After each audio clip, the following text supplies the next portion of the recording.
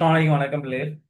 எங்களுக்கு தெரியும் எங்களோட 26 பேட்ச் எக்ஸாம் எழுத போறாக்களுக்காக வேண்டி நாங்க எதிர்பார்க்க வினாக்களாக செலக்ட் பண்ணின கேள்விகளை கொஞ்சம் தியரிஸோட கதைக்கிறதுக்காக வேண்டி தான் இன்றைய கிளாஸஸ் நாங்கள் அரேஞ்ச் பண்ணியிருக்கோம். அதில் இந்த 2 கிளாஸஸ் போட்டிருக்க ஒன்று ஸ்ட்ரக்சர், அதை பேஸ் பண்ணி அதே மாதிரி செகண்ட் ரோல் உங்களுக்கு டியூட்டெல்லாம் கிடைச்சிருக்கு. ஸ்ட்ரக்சரில் இன்னும் மேலதிகமான கேள்விகள் செய்ய இருக்குது. அதுக்கான டியூட்டர் நான் இப்போ குரூப்பில் ஷேர் பண்ணியிருக்கேன். அதையும் என்ன செய்யுங்க, கொஞ்சம் பார்த்துக்கோங்க. அடுத்தது நோட் பண்றதுக்கு வந்துட்டு நான் டைம் உண்டு தராம நான் முழுமையாகவே கேள்வியில கதைச்சிட்டு போறேன்.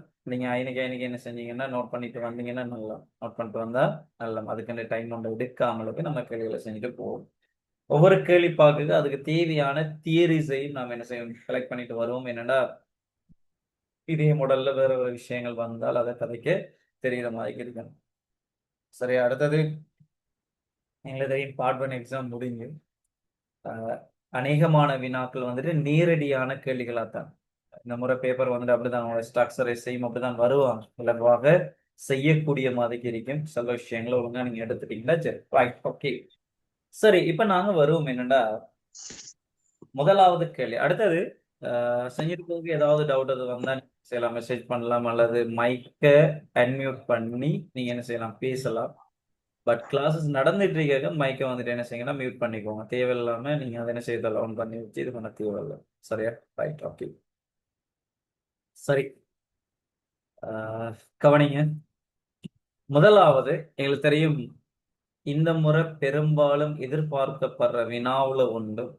எல்லாரும் எதிர்பார்க்கையும் இந்த வினாவை நோக்கி தான் இருக்குது. பட் இந்த இடத்துல நான் இதை மட்டும் பார்க்க போறது இல்லை. இப்ப முதலாவது கேள்வியாக முக்கியத்துவம் நாங்க திருப்ப கோட்பாடு கொடுத்துட்டு அதையும் தாண்டி கோலமானியை நாங்க கதைக்கணும். கோலமானியையும் நாங்க கதைக்கணும். அதுக்கான கேள்வி நான் போட்டுட்டு நான் என்ன செய்யணும், அதை நான் விளங்கப்படுத்தும். ரைட், ஓகே, பாப்போம் என்ன மாதிரி கதைக்க போறோம்.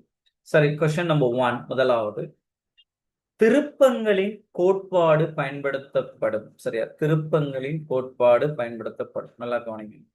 திருப்பங்களின் கோட்பாடு.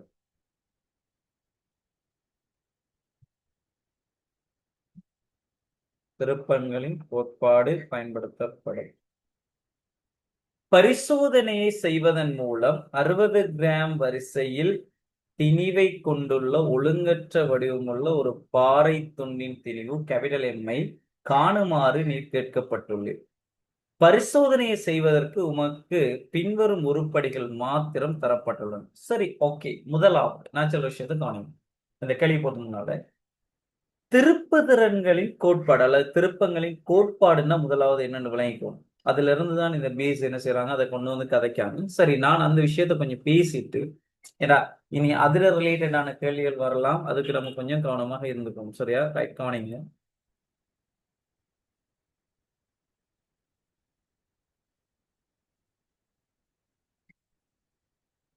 சரியா?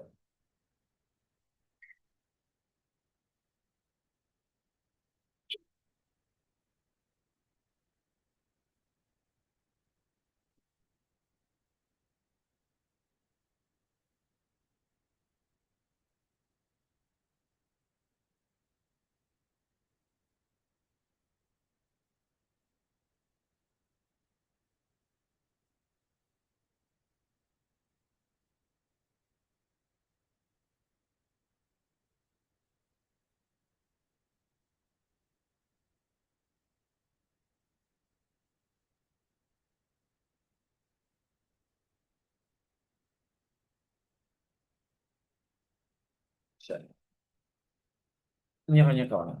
சரியா? முதலாவது எங்களுக்கு வந்து திருப்பங்களின் கோட்பாடுனா முதலாவது என்னன்னு தெரியும் தான். திருப்பங்களின் கோட்பாடு அல்ல திருப்புத்திறன் தத்துவம் இருந்தாலும் கதைக்கலாம். அதே விஷயம் தான். சரியா? நீ கவனம். திருப்பங்களின் கோட்பாடு, கோட்பாடு அல்லது திருப்புத்திறன் தத்துவம்.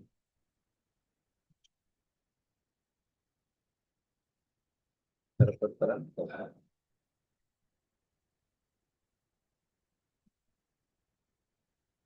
ரைட். இவர் என்ன சொல்றாருண்டா நல்லா விளங்கிக்கும். அதாவது என்னண்டா, ஒரு உடல்ல ஒரு தள விசைகள், ஒரு உடல்ல பல புள்ளிகள்ல தொழிற்படுற சந்தர்ப்பத்துல, சரியா நல்லா விளங்கிக்கோமா, ஒரு உடல்ல ஒரு தள விசைகள் தொழிற்படுற சந்தர்ப்பத்துல அந்த தளத்துல இருக்கிற எந்த புள்ளி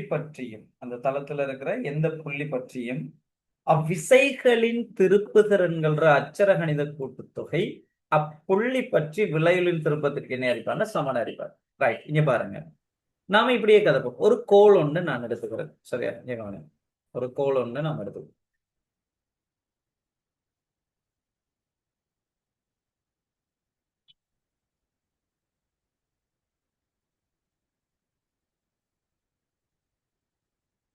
ஒரு கோல் ஒன்று நாம் எடுத்துக்கிறோம்.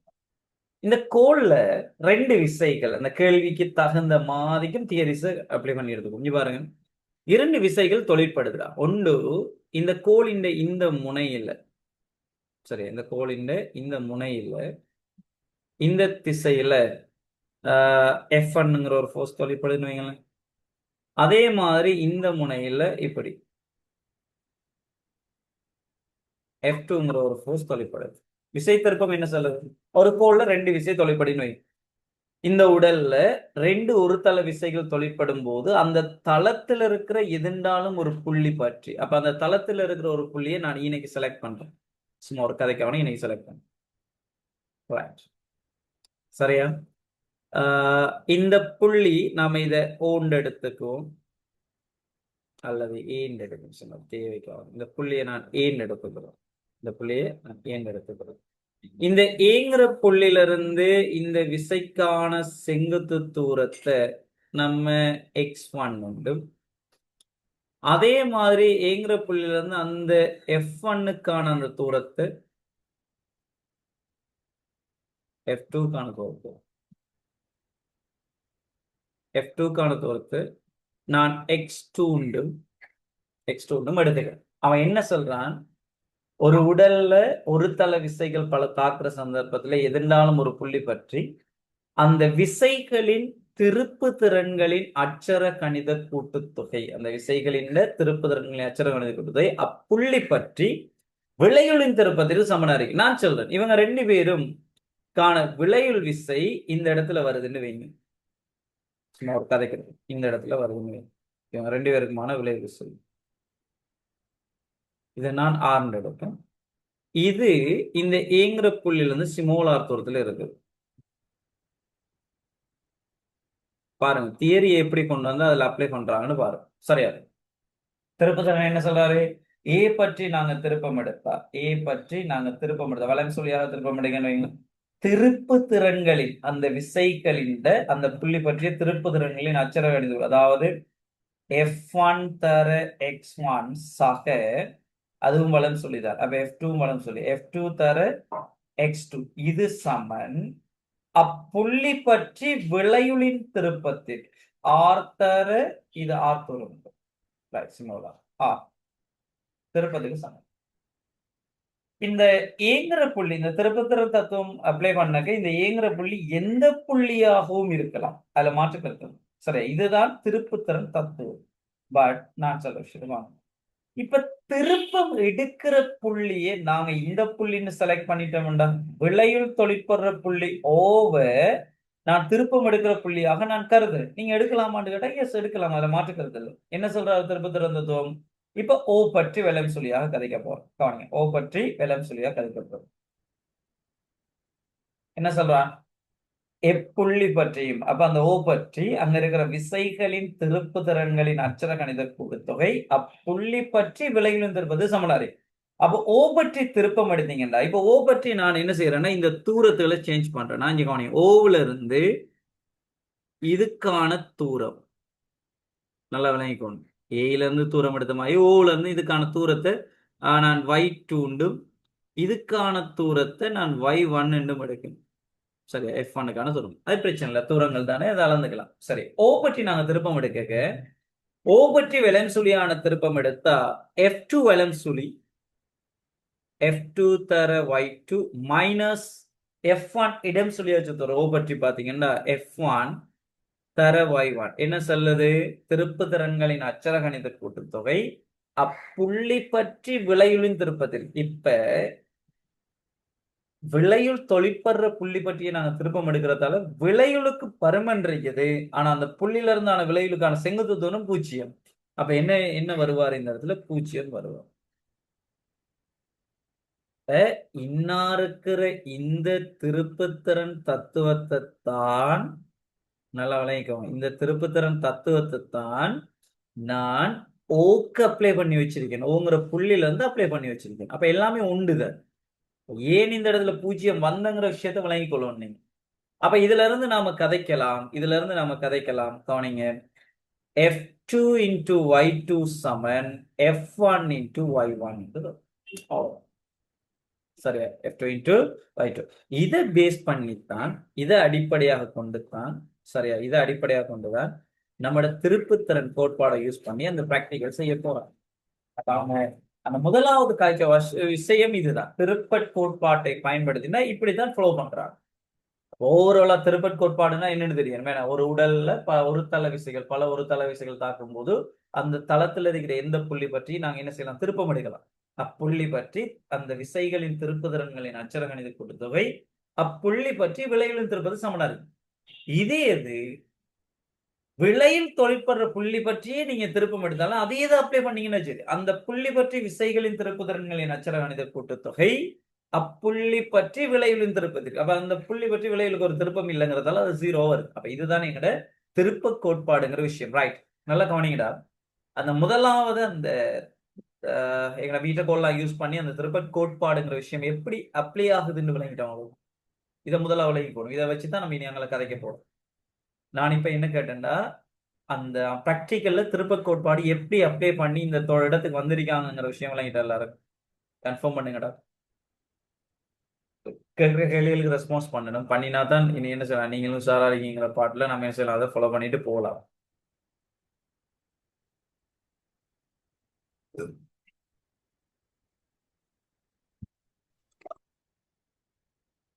Right, okay.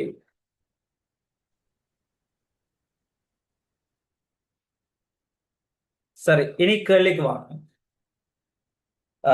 திருப்பங்கன் கோட்பாடு பயன்படுத்தப்படும் பரிசோதனையை செய்வதன் மூலம் 60 கிராம் வரிசையில் திணிவை கொண்டுள்ள ஒழுங்கற்ற வடிவமுள்ள ஒரு பாறை துண்டில், சரியா, ஒரு எஸ், ஓகே, சரியா, வடிவமுள்ள ஒரு பாறை துண்டின் திணிவு கேபிட்டல் எம்ஐ காணுமாறு நீட் கேட்கப்பட்டுள்ளது. சரியா? பரிசோதனை செய்வதற்கு உமக்கு பின்வரும் உருப்படிகள் மாத்திரம் வழங்கப்பட்டுள்ளன. முதலாவது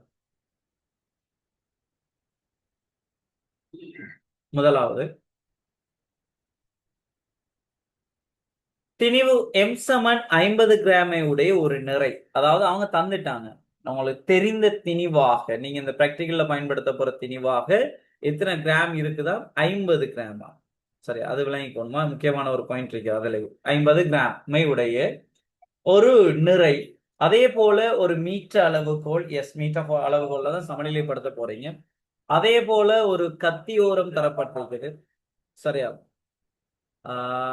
அதே போல ஒரு உகந்த மரக்குச்சி ஒன்று தந்திருக்காங்க.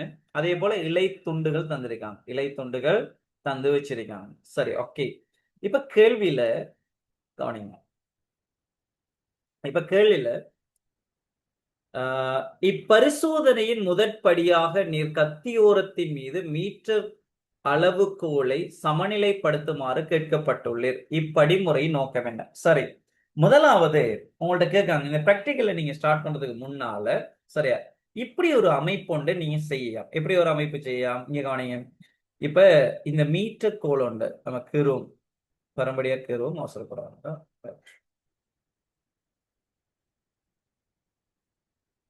இந்த மீட்டர் கோலை முதலாவது ஒரு கத்தியோரத்துல, சரி, அந்த ஆப்பு அல்லது கத்தியோரம் கைப்பாங்க. படிமுறை நீர் கத்தியோரத்தின் மீது மீட்டர் கோலை சமநிலைப்படுத்துமாறு, இதை முதலாவது உங்களை என்ன செய்யறாங்கன்னா சமநிலைப்படுத்துமாறு கேட்கப்பட்டுள்ளேன். சரி, இப்படி வெயிட் எல்லாம் கட்டுறதுக்கு முன்னால சமநிலைப்படுத்த கேட்கணும். சமநிலைப்படுத்த என்ன செய்யணும்? அந்த மீட்டர் கோளின் புவியீர்ப்பு மையத்துல, ஈர்வை மையம் தொழிற்படுற அந்த புள்ளியில நாங்க என்ன செய்யணும்னா அந்த கத்தியோரத்தை கொண்டு வைக்கணும். கத்தியோரத்தை வைக்கணும். அப்ப இதண்ட வெயிட் வந்துட்டு, யாரு மீட்டர் கோளின் வெயிட் வந்துட்டு ஆப்பின் மீது என்ன செய்யப்படும்? கொடுக்கப்படும். இப்படி கொடுக்கப்படும். அதுக்கு சமணம் எதிரமான ஃபோர்ஸ் ஆப்பால இவருக்கு என்ன செய்யப்படுவார், கொடுக்கப்படுவார். இப்ப இதுல நோக்கம் என்னன்னு உங்கள்ட்ட கேட்காங்க. சரி எழுதுங்க, நான் சொல்ற விஷயத்தை எழுதுங்க. சரியா எழுதுங்க, எழுதி கொள்ளலாம், எழுதுங்க.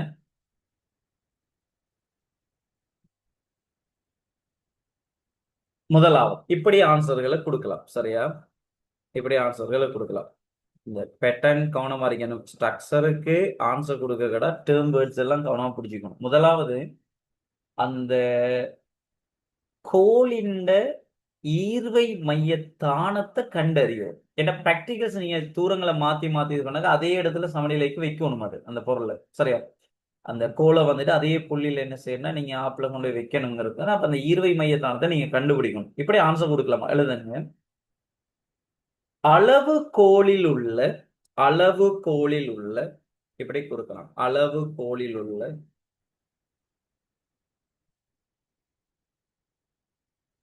அளவு கோலில் உள்ள அளவு கோலில் உள்ள புவியீர்ப்பு மையத்தை புவியீர்ப்பு மையத்தை புவியீர்ப்பு மையத்தை அல்லது திணிவு மையம் தான் சார். திணிவு மையத்தை திணிவு மையத்தை கண்டறிய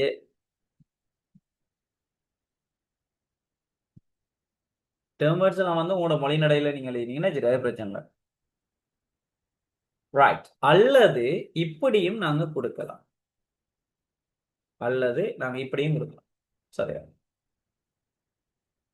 கணிப்புகளில் அது ஏன் நம்ம கதப்போமா அவசரப்படும். கணிப்புகளில் கணிப்புகளில் கணிப்புகளில் அளவுகோலின் கணிப்புகளில் அளவுகோலின் திணிவை அல்லது நிறையை அல்லது திருப்பங்கள். திணிவை அல்லது நிறைய அல்லது திருப்பங்கள். திருப்பங்கள் திருப்பங்கள்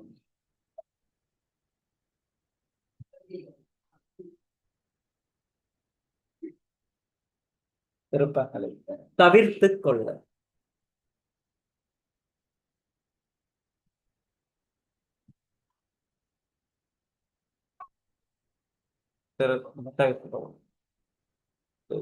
சரியா, ரைட், ஓகே.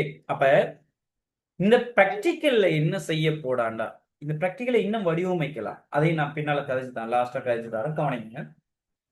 இந்த பிராக்டிக்கல் முழுவதும் நாங்க பிராக்டிக்கல் முடியும் வரும் வரைக்கும், சரி, A to Z அந்த திணிவை நாங்க காணும் வரும் வரைக்கும் இந்த கோளின் நிறை இந்த பிராக்டிக்கல்ல செல்வாக்கு செலுத்தப்படாது. இந்த கோளின் நிறையால வர திருப்பம் அதுல வரப்படாது. நான் ஏன் அப்படி கொண்டு வரேன், இப்படி ஒரு அந்த இதை சமநிலைப்படுத்தாம, கோள ஆரம்பத்துல சமநிலைப்படுத்தாம வெயிட் எல்லாம் கட்டிட்டு இப்படி ஒரு சமநிலையும் நீங்க எதிர்பார்க்கலாம். இப்படி ஒரு சமநிலையை கொண்டு வரலாம். நல்லா விளங்கிக்கோங்க. இப்படி ஒரு சமநிலையும் நாங்க கொண்டு வரலாம். அவங்க சின்ன விஷயம் என்னங்கிறத பார்த்துக்கோங்க. இப்ப இந்த இடத்துல ஒரு வெயிட் நம்ம கட்டி இது பண்றோம். சரியா, இதுல ஒரு வெயிட் இருக்குது, சும்மா ஒரு கதைக்கு. இதுல ஒரு வெயிட் இருக்குது. இப்ப இந்த இடத்துல இவர் என்ன செய்யறாருன்னா சமநிலை அடைய வச்சுட்டாருன்னு வைங்களேன். இதெல்லாம் தெரியாமலே ஸ்டார்ட்ல இப்படி ஒரு சமநிலை வந்து அடைய வச்சுட்டார். இதுல என்ன நடந்திருக்கலாம்டா, இதன் நிறை இஞ்சால தொழிற்பட்டிருக்கலாம். கோளின் நிறை. அப்ப கோளின் நிறை தொழிற்பட்டு அஞ்சால சைட்ல இப்படி வந்துட்டாருண்டா என்ன நடக்கும்டா, இந்த புள்ளி பற்றி, அதாவது கத்தியோர வைக்கப்பட்ட புள்ளி பற்றி இந்த தொகுதிக்கு நாங்க திருப்பம் எடுத்து சமநிலை அடைய வச்சா சரியா, இஞ்சால ஒரு தூரம், இங்க ஒரு தூரம், அதே போல இங்க ஒரு தூரம். சரியா, என்ன நடந்துருந்தாடா, இந்த ஓ பற்றி இந்த கத்தி முனை வைக்கப்படுகிற ஓ பற்றி திருப்பத்தை நாங்க எடுக்க இங்க இருக்கிற திருப்பம் இடம் சுழியான திருப்பம் வெலம் சுழியான திருப்பத்தை என்ன செய்யணும் பேலன்ஸ் பண்ணணும். அதான் திருப்ப திறன் தத்துவத்தை அப்ளை பண்ணி நம்ம வந்தோம். விளைவில் தொழிற்படுற புள்ளி பற்றி உண்மையா இப்ப இந்த இடத்துல விளைவில் என்ன செஞ்சிருக்கு தொழிற்பட்டு இருந்திருக்கும். அந்த புள்ளி பற்றி அவர் சமநிலை அடைய வச்சிருப்பார். சரியா? இந்த புள்ளி பற்றி இதுலதான் என்ன விளைவில் தொழிற்பட்டிருப்பாரு. அது பற்றி சமநிலை அடைய வச்சிருக்காரு. இப்ப என்ன நடக்க போகுதுண்டா நம்மளுக்கு அறியாமலுக்கு நம்மளுக்கு தெரியாமலுக்கு என்ன செஞ்சிருந்தா இந்த கோலிண்ட வெயிட்டால ஒரு திருப்பம் இந்தியால வந்து இதை இப்ப கணிப்புல நாங்க எடுக்கலாது. இதை நாங்க என்ன செய்யலாது இப்ப கணிப்புல நாங்க எடுக்கலாது. அப்ப இந்த பிராக்டிக்கல் என்ன செஞ்சிருவாரு ஒரு வலுவுள்ள பிராக்டிக்கலாக ஏற்றுக்கொள்ள முடியாத ஒரு பிராக்டிக்கலா பேசுறோம். அப்ப தெளிவா விளையுங்கள். அப்ப ஏன் இந்த முதலாவது கேள்வி இந்த இடத்துல கேட்காங்கிற விஷயத்த நல்லா விளையுங்கள். அப்ப இந்த பிராக்டிக்கல் முழுவதுமாக கோளிண்ட நிறை சரியா கோளிண்ட நிறை அல்லது அவர் திணிவு அதை விட நல்ல ஒரு திருப்பம் என்ன செய்யப்படாதுன்னா பங்கு கொள்ளப்படாது. கணிப்புகளில் அளவு கோழி திருப்பங்கள் தவிர்த்து கொள்ள வேண்டும்ங்கிறதுக்காக இந்த கதை கொண்டு வராங்க. சரி, ஓகே. நாம ஏ பாட்டுல ஏன் இந்த கோலை ஆரம்பத்துல கத்தியோரத்துல சமநிலை அடைய வைக்கணுங்கிற விஷயம் விளங்கிட்டாடா ரெண்டுமே வேற வேற காரணங்க தெளிவா புடிச்சுக்கணுமா. இதுல ரெண்டுமே நான் கொடுத்திருக்கிற காரணம் வேற. ஏனென்றா இந்த முதலாவது காரணம் வந்துகிட்டு கதைச்சிருக்கிறதுடா அந்த சமநிலை தானம் எங்களுக்கு தெரிஞ்சிருக்கணும். ஏன்னா திரும்ப திரும்ப நாங்க வெயிட்ட கட்டி கட்டி கட்டி கட்டி அதுலதான் என்ன செய்ய வைப்பீங்க அந்த கத்தியோரத்தை வைக்க போறீங்க. அதையும் நாங்க கண்டுபிடிச்சிடணும். அடுத்தது இன்னொரு காரணம் இருக்குது. அந்த கணிப்புகள்ல அந்த திருப்பம் என்ன செய்யப்படாது வரப்போடாதுங்கிறது. சரியா? கணிப்புகள்ல அந்த திருப்பம் வரப்போடாதுங்கிற கதை.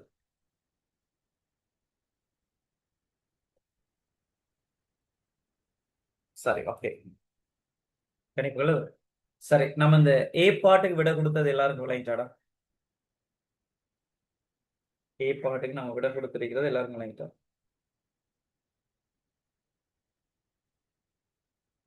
சரி, அடுத்தடுத்து வருவோம் பாருங்க.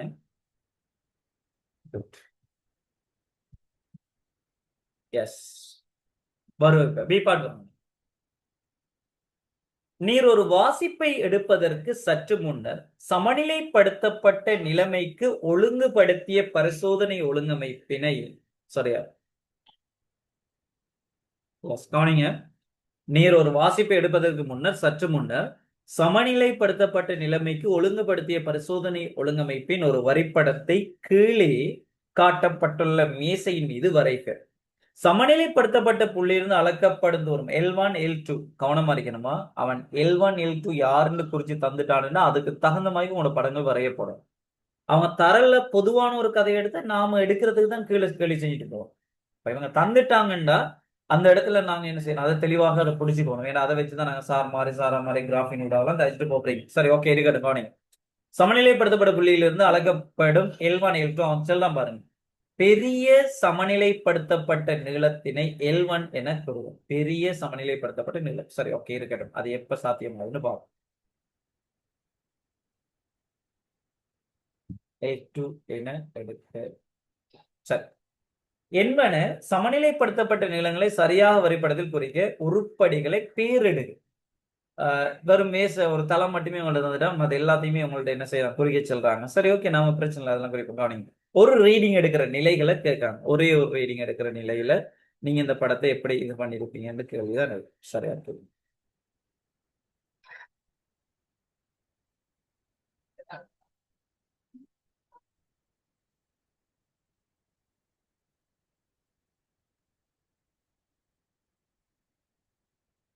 முதலாவது ஒரு மரக்குற்றி ஒன்று வச்சிருப்போம். அந்த மரக்குற்றியின் மீது ஒரு ஆப்பு அல்லது கத்தியோரம்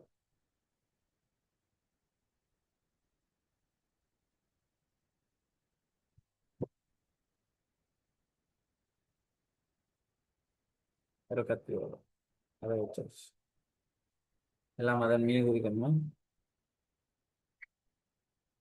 சரி, இப்ப அதுக்கு மேல ஒரு கோல் பிராக்டிகல் செஞ்சிட்டு இருக்கு. அப்ப ஒரு ஈர்வை மையத்தானதுல ஆரம்பத்துல சமநிலைப்படுத்தப்பட்ட அந்த ஈர்வை மையத்தானம் குறிக்கப்பட்டிருந்தோம். சரி, 50 சென்டிமீட்டர் கிட்ட வரும்.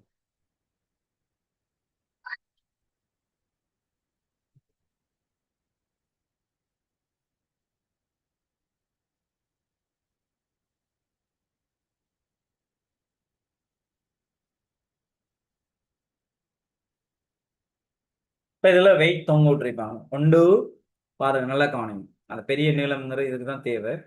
அங்க 50 கிராம் வரிசையில் இருக்கிறவர்களுக்கு நம்மளுக்கு கதைக்கு சொல்லிக்கலாம். கிட்டத்தட்ட அன்னளவாக 50 கிராம் வரிசையில் திணிவை கொண்டுள்ள ஒழுங்கற்ற இது. அதுக்கு 60 கிராம் வரிசையில் இருக்கிற திணிவை கொண்டுள்ள ஒழுங்கற்ற திண்மத்தை 50 கிராம் வச்சு நிறைப்படிகளை வச்சு நம்ம யூஸ் பண்ண போறோம். சரி, ஓகே, இருக்கட்டும். நான் சொல்ல விஷயத்தை காணும். இப்ப இதுல ஃபிக்ஸ்ட், இதுல மாற்றம் வராது. வைக்கிற முனை எப்போதும் மாறாது. ஏனென்றா இதுதான் அந்த கோளின் ஈர்வை மையத்தான தொலைப்பட புள்ளி. இப்ப இந்த இடத்துல இருந்து இஞ்சால சைட்ல, சரி, இஞ்சால சைட்ல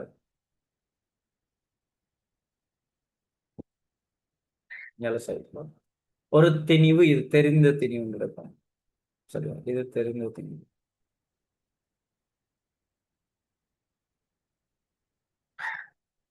இதை நான் எம்என் எடுத்துக்கிறேன். அதே நேரம் இங்கால தெரியாத திணிவு.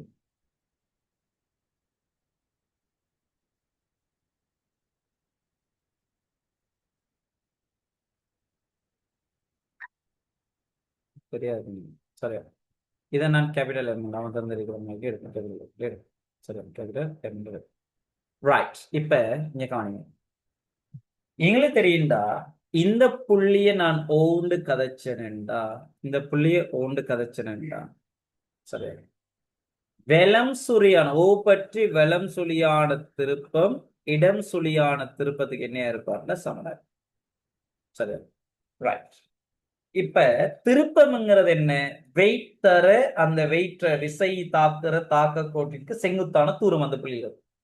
யாருக்கு வெயிட் கூட இருப்பாரோ, இப்ப வலம் சுழியான திருப்பம் இடம் சுழியான திருப்பது சமனா இருக்குன்னா யாருக்கு வெயிட் கூட இருப்பாரோ அவரின் பக்கம் தூரம் குறைவா இருக்கு. ஏன்னா பெருக்கம் மாறப்படாது. வலது பக்கம் இடது பக்கம் பெருக்கம் மாறப்படாது. சரியா, அப்ப இங்கால சைட்ல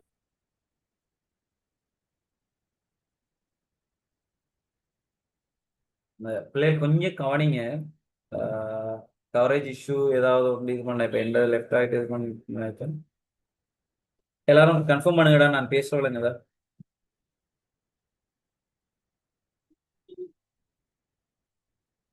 ஒரு ஆள் கன்ஃபார்ம் பண்ணுங்க, நான் பேசுற விலங்குதான்.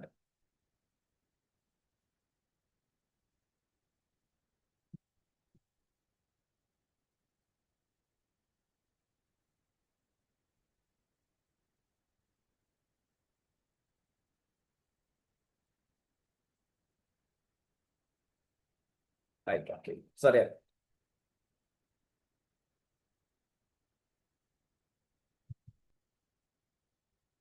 சரி, இங்க காணும். அப்ப இதுல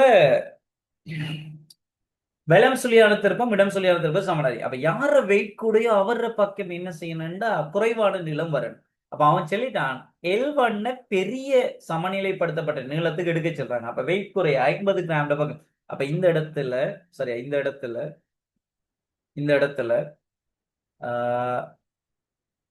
L1 இந்த இடத்துல வரணும், இந்த இடத்துல L2 வரணும். சரியா, அப்ப நாம இந்த சைட்ல L1 குறிக்கப்படணும். தெளிவா குறிக்க கவனமா இருக்கணும். ஸ்ட்ரக்சரை பொறுத்தவரை இல்ல, படமெல்லாம் கீற சொல்றாங்க, அது பிரச்சனை இல்லை. அதுக்காக வேண்டி பென்சில் எல்லாம் போட்டு என்ன செய்யல, கீறி தள்ளுறல, கட்டாயம் பேனையால தான் படம் கீறப்படணுமா தெளிவாக அதெல்லாம் நீங்க தான் பிடிச்சுக்கணும். இது L1, இது L2. சரியா, வெயிட் குறைய இருக்கிற பக்கம் கூடிய நீளம். சரி, இப்ப நீங்க இன்னைக்கு கன்ஃபார்ம் பண்ணுங்க, நான் இந்த படத்தை கீறி இருக்கிற மெத்தட் விளங்கிட்டா? நான் L1 L2 எல்லாம் குறிச்சு எடுத்ததெல்லாம் விளங்கிட்டாரா?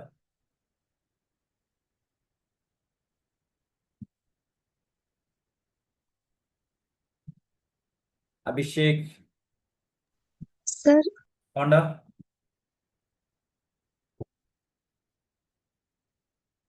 ஏதாவது பிரச்சனைன்னா கேளு. நீங்க பேசுறது கிளியரா விளங்க மாட்டேங்குது. நான் பேசுறது கிளியரா இல்ல. வேற யாருக்காவது அந்த பிரச்சனை இருக்குதா? நான் பேசுறது தெளிவாக விளங்காம யாராவது செய்து இருக்குதா? அபிஷேக், நான் பேசுவானுங்கடா.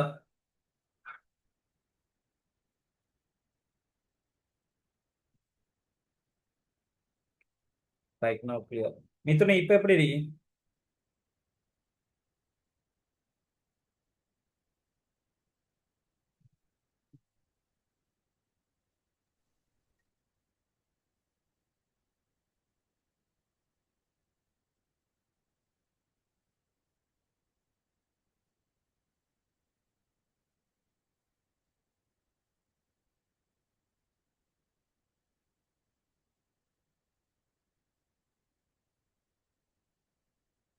சரி, ஓகே.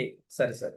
சரி, இடையிடையே கவரேஜ் ஏதாவது ஷோ இருந்தா நீங்க கொஞ்சம் அதை இது பண்ணிக்கணும். சரி, அதுக்கு தகுந்த மாதிரி நாங்க இது பண்ணி படிப்போம். இல்லையா நாள் நம்மளுக்குரிய நாள் தானே. சரி, அதை எடுத்துக்கலாம் விஷயம் இல்லை. சரியா? Right, okay.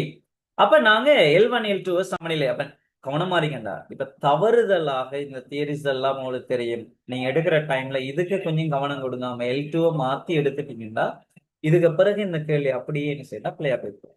இப்ப தெளிவாக இருக்கணும். எந்த இடத்துல நான் ஏன் L1 இந்த சைடுல ஏன் L2 கொண்டு வந்தேன்னா எனக்கு தெரியும் அவன் நிறைப்படி எம் அதை விட காண வேண்டியது கூட இருக்கார். இது 50 கிராம் எடுக்க போறாங்க, அது கிட்டத்தட்ட 60 கிராம் கிட்ட, பட் 50க்கு பக்கத்துல இருக்கிறது. சரி, ஓகே. இப்போ வரும் சி பார்ட் கவனிங்க. சி பார்ட் கவனிங்க. அடுத்தது இந்த இதுகளை குறிக்க சொல்றாங்க. சரியா? அதை கட்டாயம் இது பண்ணிக்கணும். மரக்குற்றி, மரக்குற்றி, கத்தியோரம், கத்தியோரம். அதே போல மீட்டர்கோல் தமிழ் எழுதினா நல்லா. இவர் வந்துகிட்டு நிறைப்படி, நிறைப்படி. தெரியாத திணிவு அல்லது அவன் பயன்படுத்தின அந்த வேர்டை யூஸ் பண்ணலாம். சரியா?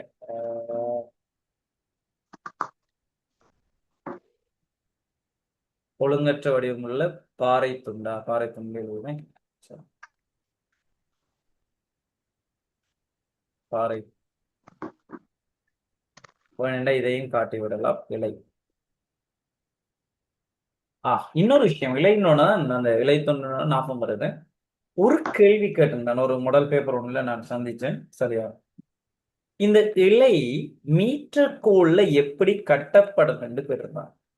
இதுவும் கேள்வி பாருங்க. இலை வந்துட்டு மீட்டர் கோல்ல எப்படி இப்ப நீ பாருங்க, இந்த பிராக்டிகல் அமைச்சு போட்டுறா மேல இருந்துதான் நான் அந்த விஷுவலை பார்த்துட்டு இருக்க போறீங்க. ஏன் மீட்டர் கோலை இப்படி கிடையாகத்தான் சமநிலைப்படுத்திருப்பீங்க. மீட்டர் கோலை இப்படி நிமித்தி வச்சு என்ன செய்யறது சமநிலைப்படுத்தல. அப்ப கிடையா வச்சு சமநிலைப்படுத்தக்க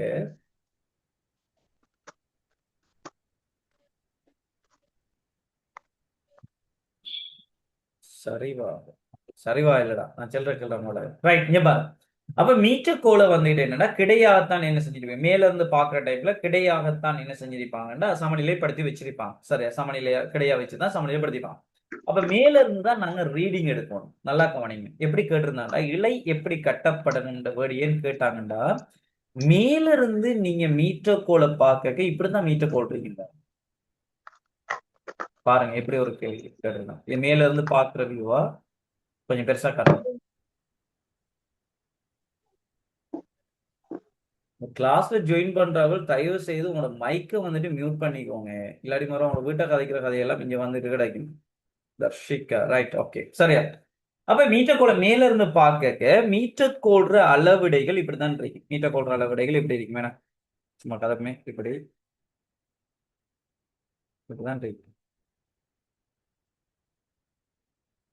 இப்படிதான் இருக்கு. சரியா?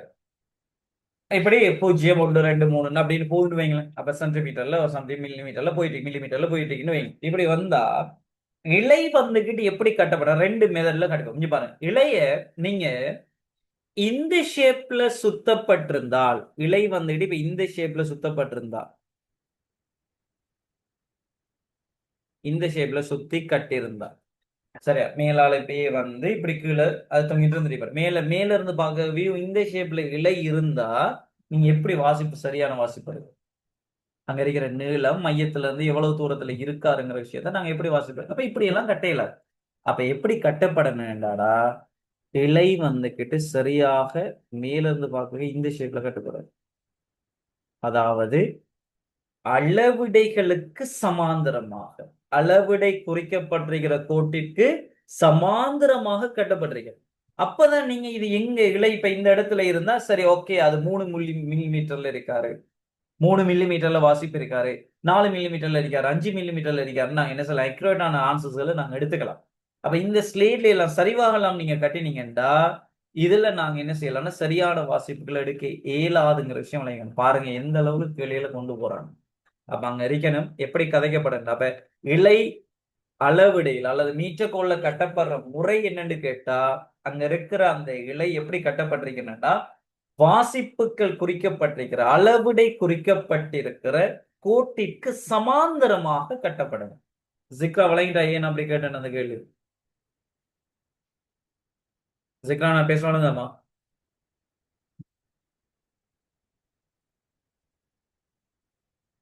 எஸ், தெளிவாக பிடிச்சுக்கணுமா? அப்ப ஏனுங்கிற அந்த கதைகளை தெளிவா இது பண்ணிக்கணும். அப்ப இதையும் ஒரு கேள்வியா கேட்டிருந்தாங்க, நம்மள்ட்ட கேட்டா அது கதைக்கு தெரியும். ரைட், இப்ப வரும் சி பார்ட். சரியா, சி பார்ட் வரும். தொகுதி சமநிலைப்படுத்தப்பட்டிருக்கும் போது L2விற்கான ஒரு கோவையை நல்லா விளங்கிக்கோங்க. L2விற்கான ஒரு கோவையை M, L, L1 ஆகியவற்றின் சார்பில் எழுத செல்றாங்க. சரி, ஓகே. நம்ம O பற்றி சமநிலை எடுத்தா எனக்கு தெரியும். O பற்றி சமநிலை எடுத்தீங்க திருப்பம், சாரி சமநிலையில திருப்பம் எடுத்தீங்கன்னா அந்த தொகுதி சமநிலையில் இருக்க போறார். ஏன் தொகுதி சமநிலை இருக்கிறார்? ஓவுல தான் விளைவில் தொழிற்பட போறார். அந்த விளைவுக்கு சமனான போர்ஸை கத்தியோர மேல் நோக்கி கொடுத்தா அங்க இருக்கிற விளைவு விசை இப்ப 0 தொகுதியில. கோல்ல தான் விளைவில் வந்துகிட்டு அந்த புள்ளியில தாக்க போகுது. அதுக்கு சமனான போர்ஸ் கத்தியோரத்தால மறுதாக்கமா கொடுக்கப்பட்டது. அப்ப சமநிலை தான் இருக்க போறார். இப்போ ஓ பற்றி நாங்க அந்த தொகுதியின் சமநிலைக்கு ஓ பற்றி திருப்பம் எடுத்தா வெளம் சுழியான திருப்பம் இடம் சுழியான திருப்பத்துக்கு என்ன இருப்பாரு? சமனாக இருப்பார். அப்ப இதுல நாங்க கதைக்கலாம். கேபிட்டல் M தர L2 இது வெளம் சுழியான திருப்பம் M into L1க்கு சமனா இருக்கு. ஆனா இப்படி கொடுக்கிற ஆன்சர் இல்லை. அவன் கேட்கான் L2விற்கான கோவை. அப்படி கேட்டா கட்டாயம் என்ன செய்யண்டா? L2 எதுவாய் மாத்துவோம்? L2 சமன் M into L1 into capital F. சரி, அப்ப இதுதான் அங்க பொருத்தமான ஒரு ஆன்சராக நாங்க கொடுக்கலாம். தெளிவாக விளங்கிக்கலாம். சரியா, அடுத்த வரும். அதெல்லாம் தெளிவா புடிச்சுக்கலாம். இந்த கவனிங்க, ஒவ்வொரு கேள்விக்கும் நம்ம அந்த டைம் எடுத்துக்கிறது தேவை. என்னன்னா நம்ம இந்த கேள்வி மட்டும் செய்ய போறது இல்லை. சரியா, இதுல இருந்து எங்கள்கிட்ட புதுசா என்ன செய்யலாம்? இதே பாட்டுல ஒரு கேள்வி வரக்கு இதுல இருந்து அடுத்தடுத்த கேள்விகளை எதிர்பார்க்கலாம். அதுக்காக தான் நான் தியரியும் ஃபுல்லா என்ன செய்ய மாறி கொஞ்சம் கடும் இதாகவும் எடுத்துக்காமலுக்கு தேவையான விஷயங்கள்ல தேவையான டைம்ல கழிச்சுட்டு அப்படி என்ன செய்யும் பயணிப்போம். சரியா, ரைட். சரி, கொஞ்சம் கவனிங்களா? இன்டர்நெட் கனெக்ஷன் தான் கொஞ்சம் பார்த்துக்கோங்க. ரைட். சரி, இப்ப வாங்க. நீர் இப்பரிசோதனையில் ஒரு வரைவை வரைய வேண்டியுள்ளதாக கொள்வோம். நீர் இப்பரிசோதனையில ஒரு வரைவை வரைய வேண்டியுள்ளதாக கொள்வோம். நீர் ஒவ்வொரு தடவையும் L1, L2 ஆகியவற்றை வெவ்வேறு வாசிப்பு ஜோடிகளை எடுக்கும் போது மீட்டர் அளவுகோலின் எத்தானத்தை கத்தியோரத்தின் மீது இதுக்காக வேண்டித்தான் நாங்க முதலாவது என்ன செஞ்சோம்? அந்த புள்ளியை நாங்க செலக்ட் பண்ணிடுறோம். சரியா, கத்தியோரத்தின் ஈர்வை மையத்தானம், சாரி மீட்டர் கோடின் ஈர்வை மையத்தானத்தை தான் நாங்க என்ன செய்ய போறோம்? இது பண்ண போறோம். சரியா, ரைட், எழுதிக்கோங்க. இதுக்கானதான் இது அளவுகோலின் அளவுகோலின் அளவுகோலின் அளவுகோல் புவியீர்ப்பு மையத்தில்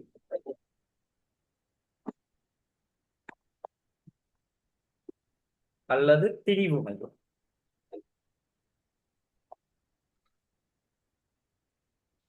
அல்லது திரிவு மையம். சரி, இவ்வளவு போதுமானது. இவ்வளவும் போதுமானது. நீங்க அதுகளை கதைக்கலாம். சரியா, ரைட்.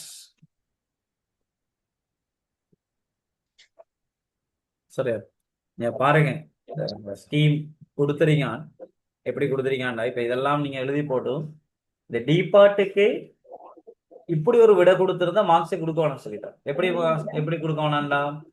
சமநிலை புள்ளியில் என்று ஒரு வேர்டை கொடுத்துட்டா என்ன செய்யறாங்கன்னா எந்த விதமான மார்க்ஸும் கொடுக்க வேணான்னு சொல்றாங்க. சரியா, எந்த விதமான மார்க்ஸும் அங்க கொடுக்க வேணாங்கிற விஷயத்த கொண்டு வரேன். அப்ப அதுல எல்லாம் தெளிவா இருக்கும், தெளிவாக இருக்கும். ரைட், அடுத்த வரும். சரியா, கவனிங்க.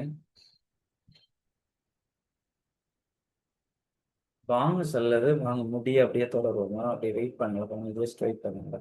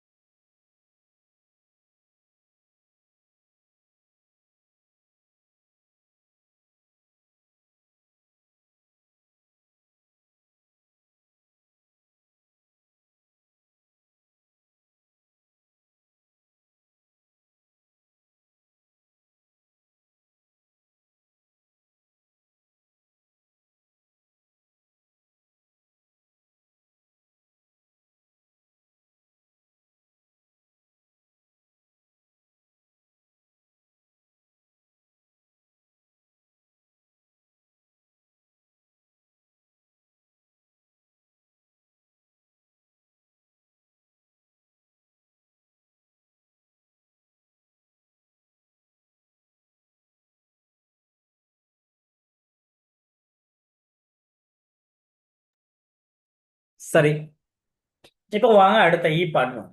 சரியா, இ பார்ட் வாங்க. என்ன சொல்றாங்க? சொல்றான்டா, திணிவு எம்மை காண்பதற்கு நீ ஒரு ஒன்றில் சரியா காணப்படுமாறு ஒரு வரைப்பை வரைந்துள்ளீர் என கொள்க.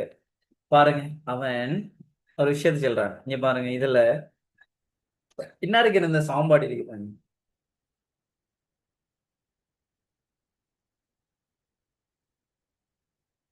சரி, என்ன இருக்கிற இந்த சாம்பாடை ஏன் உங்கள்ட்ட எழுவாய் மாற்ற சொல்லி இப்படி L2 எல்லாம் எழுவாய் மாற்றுச்சுன்னா, அவன் அந்த வரைப்புல L2 YHலையும் L1 XHலையும் வச்சிருக்கான். அப்ப XHல வச்சிருந்தா எங்களுக்கு தெரியும் உங்களுக்கு என்ன வந்து சரியா கொஞ்சம் ரெசல்யூஷன் இதுக்கு தானே. ரைட், உங்களுக்கு என்ன வந்து L2 சமன் சரி L2 சமன் நம்மளுக்கு என்ன வந்தா L2 சமன் இங்க காமிச்சு L2 சமன் M இன் கீழ் கேபிட்டல் M தர இன்டு L1. சரியா, இப்ப இதுல y சமன் mx வடிவத்துல இருக்கு. இப்ப என்னடா போற நேர்க்கும். அப்ப இதுல படித்திறன் வந்துட்டு M இன் கீழ் கேபிட்டல் M தரப்போகுது. அவ்வளவுதான் எடுத்தீங்கன்னா சரி. அப்ப கிராஃப்ஸ் எல்லாம் இப்ப என்ன செஞ்சிட்டாங்கடா, பிராக்டிகல். சரியா, இதுல அந்த நீளங்களை L1 சேஞ்ச் பண்ணி பண்ணி பண்ணி பண்ணி இப்படிதான் L1 சேஞ்ச் பண்ணி பண்ணி சரியா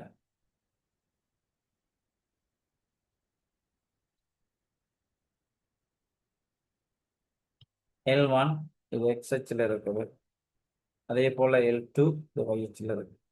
நீங்க L1 சேஞ்ச் பண்ணி பண்ணி அப்ப X1 க்குரிய Y1 வாசிப்பு, X2 க்குரிய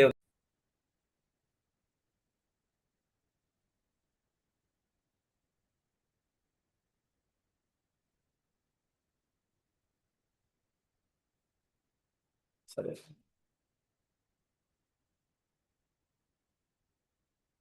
இன்றைக்கு வார்த்தை இது மட்டும் நம்புறேன். ரைட், பாருங்க. அப்ப X6க்குரிய Y6 வாசிப்படுத்தி என்ன செய்யறாங்கன்னா 6 புள்ளிகளை செலக்ட் பண்ணி இந்த கிராஃபை வரைஞ்சாச்சு. இந்த கிராஃபை வரைஞ்சிட்டாங்க. சரியா, வரைஞ்சிட்டாங்க. இப்ப கேள்வி பார்ப்போம் என்ன செய்யறாங்க. சரியா, எப்படி கிராஃப் வரைஞ்சிருக்காங்க விஷயத்தை பிடிச்சிக்கோங்க. சரியா, இப்பரிசோதனையில் L1, L2 ஆகியவற்றின் சிறிய பெருமானங்களுக்கான வாசிப்புகள் எடுக்க வேண்டாம் என நீர் கேட்கப்பட்டுள்ளீர். இதற்குரிய காரணம் எங்களுக்கு தெரியும். நாங்க மீட்டர் கோலை யூஸ் பண்ணி நாங்க வாசிப்படுக்கோம். என்ன மீட்டர் கோலை யூஸ் பண்ணி நாங்க வாசிப்படுக்கோம். எங்களுக்கு தெரியும் மீட்டர் கோல்ல 10 சென்டிமீட்டருக்கு குறைவான வாசிப்புகளை நீங்க அளக்க இயலாது. சரியா, 10 சென்டிமீட்டருக்கு குறைவான வாசிப்புகளை நீங்க அளக்கல. ஏன்னா சதவீத வலு கூடும்னு தெரியும். 10 சென்டிமீட்டர் நாங்க அளக்கையே அங்க என்ன செஞ்சிருந்தா எங்களுக்கு 1% வலு வரும். அப்ப அதை விட குறைவான வாசிப்புகள் இதெல்லாம் தியரி படிக்கிற டைம்ல நாங்க கதைக்கிற விஷயம். அதை விட குறைவான வாசிப்புகளை நீங்க கொண்டு போவீங்கன்னா என்ன செய்வாருன்னா என்ன செய்ய சதவீத வலு கூட போகுது. அதை பேஸ் பண்ணி நீள மலத்தல்ல வலு சம்பந்தமான கதைகள் தான் கதைக்க போறீங்க. ரைட், எழுதுங்க. சரி, எழுதுங்க. ஆன்சர் எழுதுங்க. நீள வாசிப்புகளில் எழுதுங்கடா. நீள வாசிப்புகளில் நீள வாசிப்புகளில் நீள வாசிப்புகளில் பின்ன வலுவை நீள வாசிப்புகளில் பின்ன வலுவை வலுவை அல்லது சதவீத வலுவை சதவீத வலுவை குறைக்க, இதுக்காக தான் பெரிய வாசிப்புகள் எடுக்கிறது. சின்ன வாசிப்புகளை விட சொல்றாங்க குறைக்க. இப்படி நாங்க ஆன்சர் கொடுக்கிறோம். அல்லது நீங்க இப்படியும் கதைக்கலாம். சிறிய நீள வாசிப்புகள் சிறிய நீள வாசிப்புகள் சிறிய நீள வாசிப்புகள் உயர் உயர் பின்ன வலுவை வலுவை அல்லது சதவீத வலுவை சதவீத வலுவை உருவாக்குங்கிறதால உருவாக்கு. சரியா, அப்ப இது எங்களுக்கு அந்த வாசிப்பு எடுக்க ரீடிங்க அவங்க காய்ச்சிருக்காங்க. அது கதைக்கே தெரியாது. ரைட், அடுத்தது ஒரு ஒன்றில் தரப்பட்டுள்ள வரைவிலிருந்து மிக பொருத்தமான புள்ளிகளை தெரிந்தெடுப்பதன் நல்ல கவனிங்க. மிக பொருத்தமான புள்ளிகளை தெரிந்தெடுப்பதன் மூலம் அவ்வரைவின் படித்திறனை கணிக்கிறது. நீ தேர்ந்தெடுக்கப்பட்ட இரு புள்ளிகளையும் அம்புக்குறிகளை பயன்படுத்தி வரைவின் மீது தெளிவாக குறிக்க சொல்றாங்க. இதுல என்ன கேஸ்ண்டா, பொருத்தமான புள்ளி அவனோட ஏன் செலக்ட் பண்ண சொல்லி அவனோட கேட்கானுண்டா. சரியா? நீங்க பரிசோதனையின் மூலம் பெற்ற வாசிப்புகள், பரிசோதனை மூலம் பெற்ற வாசிப்பின் மூலம் பெற்ற புள்ளிகளை நீங்க படித்தனுக்கு என்ன செய்யப்படணும்னா செலக்ட் பண்ண போடாது. அதுல தெளிவா இருக்கு. புள்ளிகளை செலக்ட் பண்ண போடாது. அப்ப இங்க இந்த ரவுண்ட் போட்டு டாட் பண்ணி வச்சிருக்க இந்த புள்ளிகள் ஏதாவது புள்ளி எடுக்கலாமான்னு கேட்டா இல்ல, அதையும் எடுக்க. அதே நேரம் நீங்க படித்திறன் காணுக்கு ஒரு பரந்த வீச்சுக்குள்ள இருக்கிற மாதிரி புள்ளிகளை செலக்ட் பண்ணணும். குறைஞ்சது பிராக்டிக்கல் ரீதியாக நீங்க எடுத்திருக்கிற 4 புள்ளிகளையாவது இடைக்குள்ள கொண்டு வரும். உள்ளுக்கு அதையும் நீங்க புரிச்சுக்கணும். அப்ப நான் என்ன செய்யறேன்டா, புள்ளியை செலக்ட் பண்ணுங்க. நாம அழகா XHOHல தெளிவா வெற்ற புள்ளிகளை மட்டும் எடுக்க பாருங்க. நான் எடுக்கேன். முதலாவது இந்த புள்ளியை நான் எடுக்கேன். சரியா? அதே போல இந்த புள்ளியை நான் எடுக்கேன். நீங்க எடுக்கிற புள்ளி தான். நீங்க இதைத்தான் எடுக்கண்டி இல்ல. நான் இதை ஒரு புள்ளியாகவும் ரைட் சரி, இது ஒரு புள்ளி அது ஒரு புள்ளின்னு எடுத்தேன். சரியா? ரைட். இப்ப எடுத்துக்கிட்டீங்கடா. இப்ப நல்லா கவனிங்க. 10/2 மீட்டர்ல இருக்குது. என்ன 10/2 மீட்டர்ல இருக்குது. சரி, நம்ம பிரச்சனை இல்லை. இந்த 2 புள்ளியும் எடுக்கும். நீங்க முதலாவது இந்த ஆள்கூறுகளை செக் பண்ணிக்கோங்க. ஆள்கூறுகளை செக் பண்ணிக்கோணும். சரி, பாருங்க, உங்கள்ட்ட தந்துறீங்க இந்த எக்ஸ் அச்சுல. சரியா? இந்த எக்ஸ் அச்சுல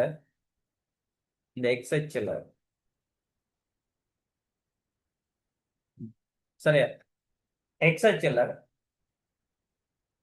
இருக்கிற கிடையாச்சுல என்ன செஞ்சிருக்காங்கன்னா, ஒவ்வொரு இதுவும் வந்துட்டு 10/2 மீட்டரா, ஒவ்வொரு பாக்ஸும் வந்துட்டு 10/2 மீட்டர் பிரிவுல அளவிடையில குறிச்சிருக்காங்களா. அப்ப நாங்க இதை எப்படி நீங்க வாசிப்படுத்தலாம்ங்கிற பாருங்க. இங்க பாருங்க. இப்ப எனக்கு தெரியும் இந்த 10க்கும் 20க்கும் இடையில, நல்லா விளங்கிக்கோமா, இந்த 10க்கும் 20க்கும் இடையில 10 பாக்ஸ் இருக்குது. ஒவ்வொரு பிரிவும் வந்துகிட்டு 10/2 மீட்டர்னா 1 சென்டிமீட்டர். எத்தனை சென்டிமீட்டர்? 1 சென்டிமீட்டர். எங்களுக்கு தெரியுமா, சென்டிமீட்டர் 100ஆல பிரிச்சிங்கன்னா அங்க வந்துட்டு மீட்டர்னு வரும். அப்ப 100ஆல 10/2 இருக்குப்படுதுன்னா இருக்கிற ஒவ்வொரு பிரிவும் என்ன ஒரு சென்டிமீட்டர் குறிக்கும். அப்ப இங்க ஒரு பிரிவு. அப்ப இதெல்லாம் நாங்க எடுத்தோம்னா நல்லா விளங்கி, இன்னும் இருக்கிற இதை நான் எடுத்து இந்த புள்ளியில் ஆள்கூறு. சரி, நான் சும்மா கதைக்கு இந்த புள்ளியை ஈண்டும் விளங்குறதுக்காக இந்த புள்ளியை ஏண்டும் இந்த புள்ளியை நான் மீண்டும் எடுத்தாடா, இந்த புள்ளியை மீண்டும் எடுத்தா ஏட ஆள்கூறு எழுதுற விளங்காண்டு பாருங்க. ஏட ஆள்கூறு எழுதினா 1 2 3 4 5 6. எஸ், 6, 1 2 3 1 2 3. சரி, 3 6 16 சென்டிமீட்டரா. 16 சென்டிமீட்டரையும் இங்க வந்துட்டு என்ன 10ல இருந்து ஸ்டார்ட் ஆகுது பாருங்க. 1 2 3 13. YHல 13 சென்டிமீட்டர். அதே போல பி எடுத்தமெண்டா 20 30 39 சென்டிமீட்டர் XH சென்டிமீட்டர்ல கழிச்சிருக்கு. அதே போல YH எடுத்தீங்கன்னா 31. பாருங்க, கிட்டத்தட்ட எல்லாம் பக்கத்து பக்கத்துல. ரைட். இப்ப நானும் உங்கள்ட்ட கேட்கேன், நான் எடுத்த புள்ளியின் ஆள்கூறுகளை சரியா எழுதினது விளங்கிட்டா எல்லாருக்கும்? நான் எடுத்த புள்ளியிட ஆள்கூறு எழுதிக்கிறது விளங்கிட்டாடா? ஜிக்ரா, நான் எடுத்த விளங்கிட்டா? பஜிலா, நான் பேசணும்டா? Right, okay. இத்தனி, அபிஷேக், சங்கவி நான் பேச விளங்குதா?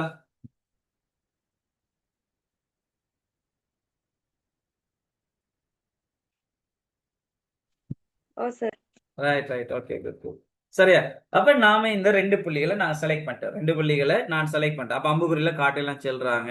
அந்த ஸ்கீமும் வந்துகிட்டு அப்படி ஒரு புள்ளி தான் செலக்ட் பண்ணிக்க. நான் எப்படி செலக்ட் பண்ணேன்னா நல்லா விளையாங்க. ரெண்டு விஷயம் உண்டு, சாரி மூன்று. இங்க கவனிங்க. ஒரு விஷயம் என்னண்டா, பரிசோதனை புள்ளிகளை நீங்க எப்போதுமே படித்தனங்கானது செலக்ட் பண்ணப்படும். அதுல கவனமா இருங்க. ரெண்டாவது விஷயம், ஒரு பரந்த வீச்சுல என்ன செய்யணும்னா எடுக்கப்படும். பரந்த வீச்சுல எடுக்கப்படுறா என்ன, குறைஞ்சது பிராக்டிக்கல்ல நாங்க எடுத்திருக்கிற அந்த 4 புள்ளிகளை உள்ளுக்கு கொண்டு வர மாதிரி எடுக்கும். அடுத்த விஷயம் வந்துகிட்டு YHX வச்சு வெற்ற ஒழுங்கா ஒரு அந்த ரீடிங்ஸை நீங்க ஒழுங்கா தெளிவா எடுக்கக்கூடிய மாதிரி அந்த புள்ளிகளை நீங்க என்ன செய்ய செலக்ட் பண்ணிக்கோங்க. அதுவும் அந்த விஷயத்திலேயே கவனமா இருக்கும். ரைட், அப்படி நாங்க எடுத்துட்டோம் பார்ப்போம். இப்ப என்ன சொல்லலாம், மீது தெளிவாக குறித்து மிக பொருத்தமான புள்ளிகளை தேர்ந்தெடுக்கிறவங்களும் அவற்றின் படித்திறன்களை கணிக்க சொல்லலாம். ரைட், ஓகே, நாங்க படித்திறன் கிடைக்கும். பாருங்க, படித்திறன் சம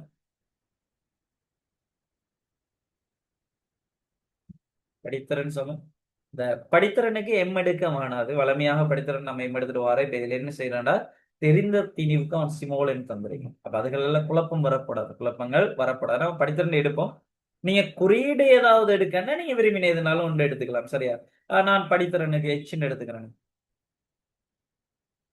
எச் படித்திறன் சமன் டெல்டா ஒய் இன்கிள் டெல்டா எக்ஸ். டெல்டா ஒய் இன்கிள் டெல்டா எக்ஸ். இப்ப டெல்டா ஒய் ஒய் ஆளுக்கு ஒரு வித்தியாசம் நான் எடுத்திருக்கிற புள்ளியில் இவ்வளவு மக்கர் பண்றலடா. கொஞ்சம் இந்த டைம் கொஞ்சம் ஸ்ட்ரெஸ் ஆன டைம் தானே. சரியா? 31 மைனஸ் 11.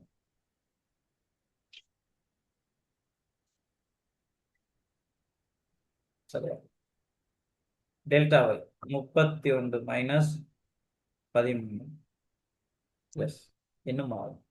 வையால் ஒரு வித்தியாசம் எடுத்துக்கிற போய் பாருங்க. 39 மைனஸ் 16.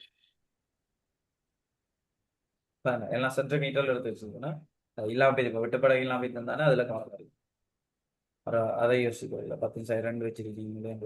அடுத்தது 18 கழிச்சு விட்டா 18. அடுத்தது 23 மாற்றப்பட போறா. சுருகிதான் எடுக்கணும். 0.78 படித்தரேன். 0.78. ரைட். இப்ப பாறை துண்டினது திரிவு கேபிட்டல் எம்ஐ கிலோகிராம்ல காண சொல்றாங்க. சரி, நம்ம காணும். எனக்கு தெரியும் படித்திறன் நம்மட படித்திறன் நான் எச்ன்னு எடுத்திருக்கேன். நீங்க எடுத்தா பிரச்சனை எச்ன்னு எடுத்தா இது ஸ்மால் எம் என்கில் கேபிட்டல் எம் தரும். ஏன்னா பட் இதை நான் கண்டுபிடிச்சிட்டேன். இது 0.78 கண்டுபிடிச்சாச்சு. அப்ப கேபிட்டல் எம் சமன் கேபிட்டல் எம் சமன் கேபிட்டல் எம் சமன் அதான காண போறோம். எம்மின்க்கு 0.78.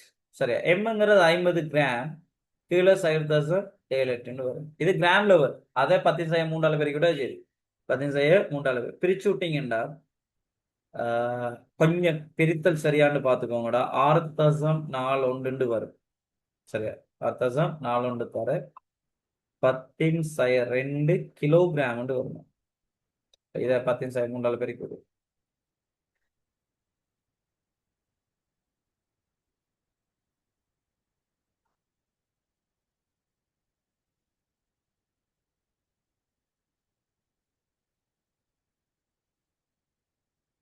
ரைட், நான் இந்த பிரிச்சிருக்கிற விட சரியான்னு பாருங்க. செக் பண்ணிக்கோங்க. கேள்வி முடிய போகுது, செக் பண்ணிக்கோங்க.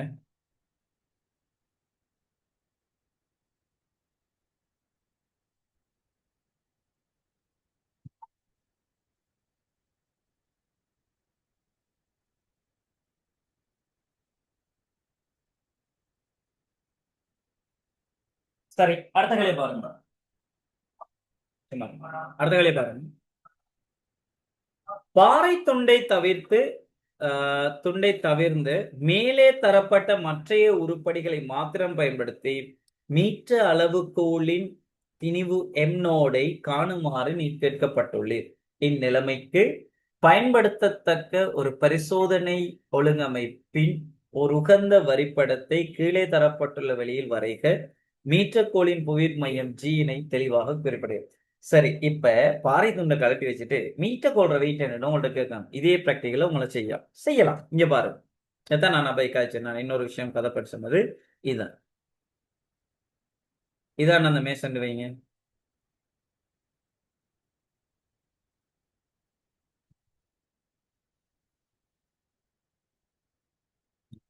சரி, இந்த மேசையில இன்னும் மரக்குற்றியை வச்சிருக்கு.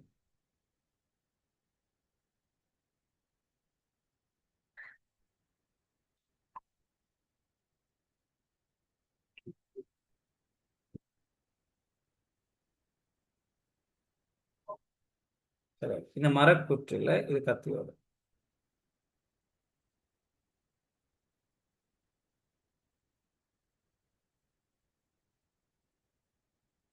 கத்தியோரத்துல இப்ப நல்லா விளங்கிக்கோங்க.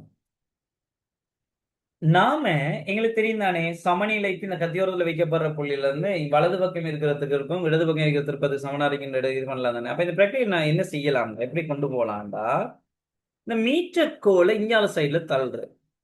சரியா, ஈர்வை மையத்தான வலப்பக்கம் வாரமாறு இப்படி கொண்டு போறோம்.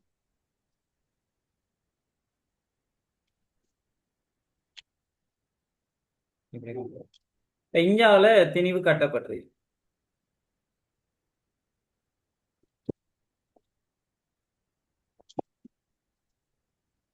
சாரி, தெரிந்த திணிவு.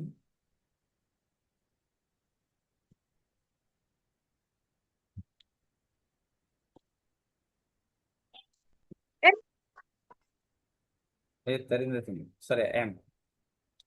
அதே நேரம் இவர் ஈர்வை மையத்தானம் இங்க எடுங்கன்னு வைங்களேன். இது ஜீன் எடுங்களேன். இவர் வெயிட், சரியா, இவர் வெயிட் m0g இந்த திசையில பாரு. இப்ப பாருங்க, இந்த கோள் இணைக்கு சமநிலை அடைந்தால், இணைக்கு சமநிலை அடைந்தால்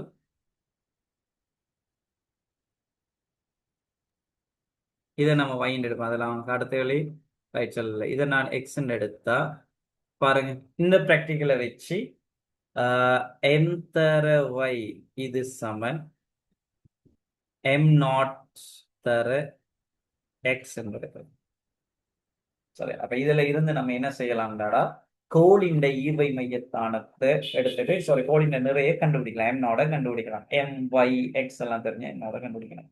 ரைட், எல்லாரும் கன்ஃபார்ம் பண்ணுங்க. இந்த f பார்ட் விளங்கிட்டா, அந்த அமைப்புல இருந்து அவங்க கேட்ட விஷயத்தை நான் வரைஞ்சது விளங்கி தரேன். f பார்ட் விளங்கிட்டா எல்லாரும்? மிதுனி, இந்த ஓ கேள்வி சார். விளங்கிட்டாடா எல்லாரும்? கன்ஃபார்ம் பண்ணுங்கடா.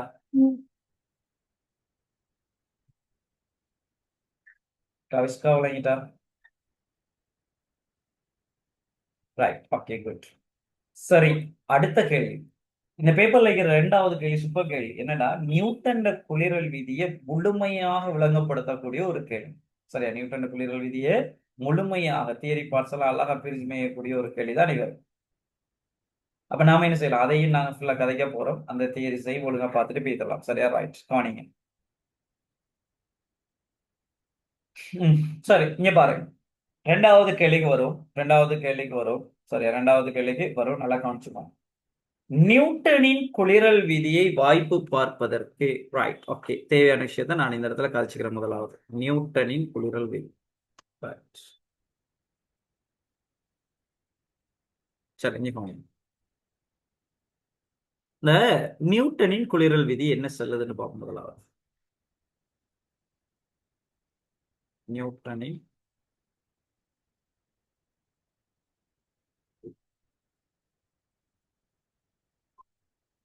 நல்லா கவனிங்க.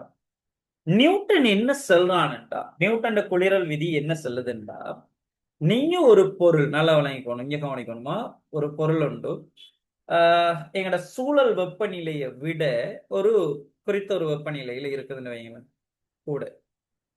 இப்ப இவர் வந்துட்டு ஒரு θ1 வெப்பநிலையில இருக்காரு, சூழல் வெப்பநிலை θr, இதை விட θ1 பெருசுன்னு வச்சுக்கோ. அவன் என்ன சொல்றான்டா, நியூட்டன் குளிரல் விதி என்ன சொல்லுதுண்டா, வெப்ப இழப்பு வீதமானது, ஒரு பொருள் சூடா இருக்கிற சந்தர்ப்பத்துல வெப்ப இழப்பு வீதமானது, ஆமா நல்ல சொல்றது, வெப்ப இழப்பு வீதம், சரியா, வெப்ப இழப்பு வீதமானது மேலதிக வெப்பநிலைக்கு நேர்வீத சமம். மேலதிக வெப்பநிலைக்கு நேரிப்பாரா, நேர்வீத சமம். சரி, வெப்ப இழப்பு, வெப்ப பாய்ச்சல் வீதம் Q/T அல்லது H/T, வெப்பம்ங்கிறதுக்கு நீங்க H எடுக்கிறது. சரி, நான் Q எடுத்துக்கிறேன். வெப்பம் வெப்பத்துக்கு வெப்ப சக்திக்கு நான் கியூன்னு எடுத்தா வெப்ப பாய்ச்சல் வீதம் எப்படி வரும்? Q by T. வெப்ப பாய்ச்சல் வீதமானது மேலதிக வெப்பநிலைக்கு தீட்டா மைனஸ் தீட்டா ஆர். இதுதான் மேலதிக வெப்பநிலை. சரியா? மேலதிக வெப்பநிலைக்கு நேர்வீத சமன் சொல்றாரு. யாரு சொல்றாருன்னா நியூட்டன் சொல்றாரு. நியூட்டன் குளிரல் விதி சொல்லுது. தெளிவா புடிச்சுக்கோங்க. இதுல இருந்து நேர்வீத சமனா மாத்தக்க Q by T சமன் E into E theta minus theta ஆர்னு வரும். சரியா? இதுதான் நியூட்டன் குளிரல் விதிக்கான சமன்பாடு. ஈங்கிறது என்ன? மேற்பரப்பின் தன்மை. ஏங்கிறது அந்த மேற்பரப்பு. சரியா? தொடுகையில் வெப்பத்தோடு வழியோட தொடுகையில் இருக்கிற அந்த மேற்பரப்பின் அளவு. அதான் E.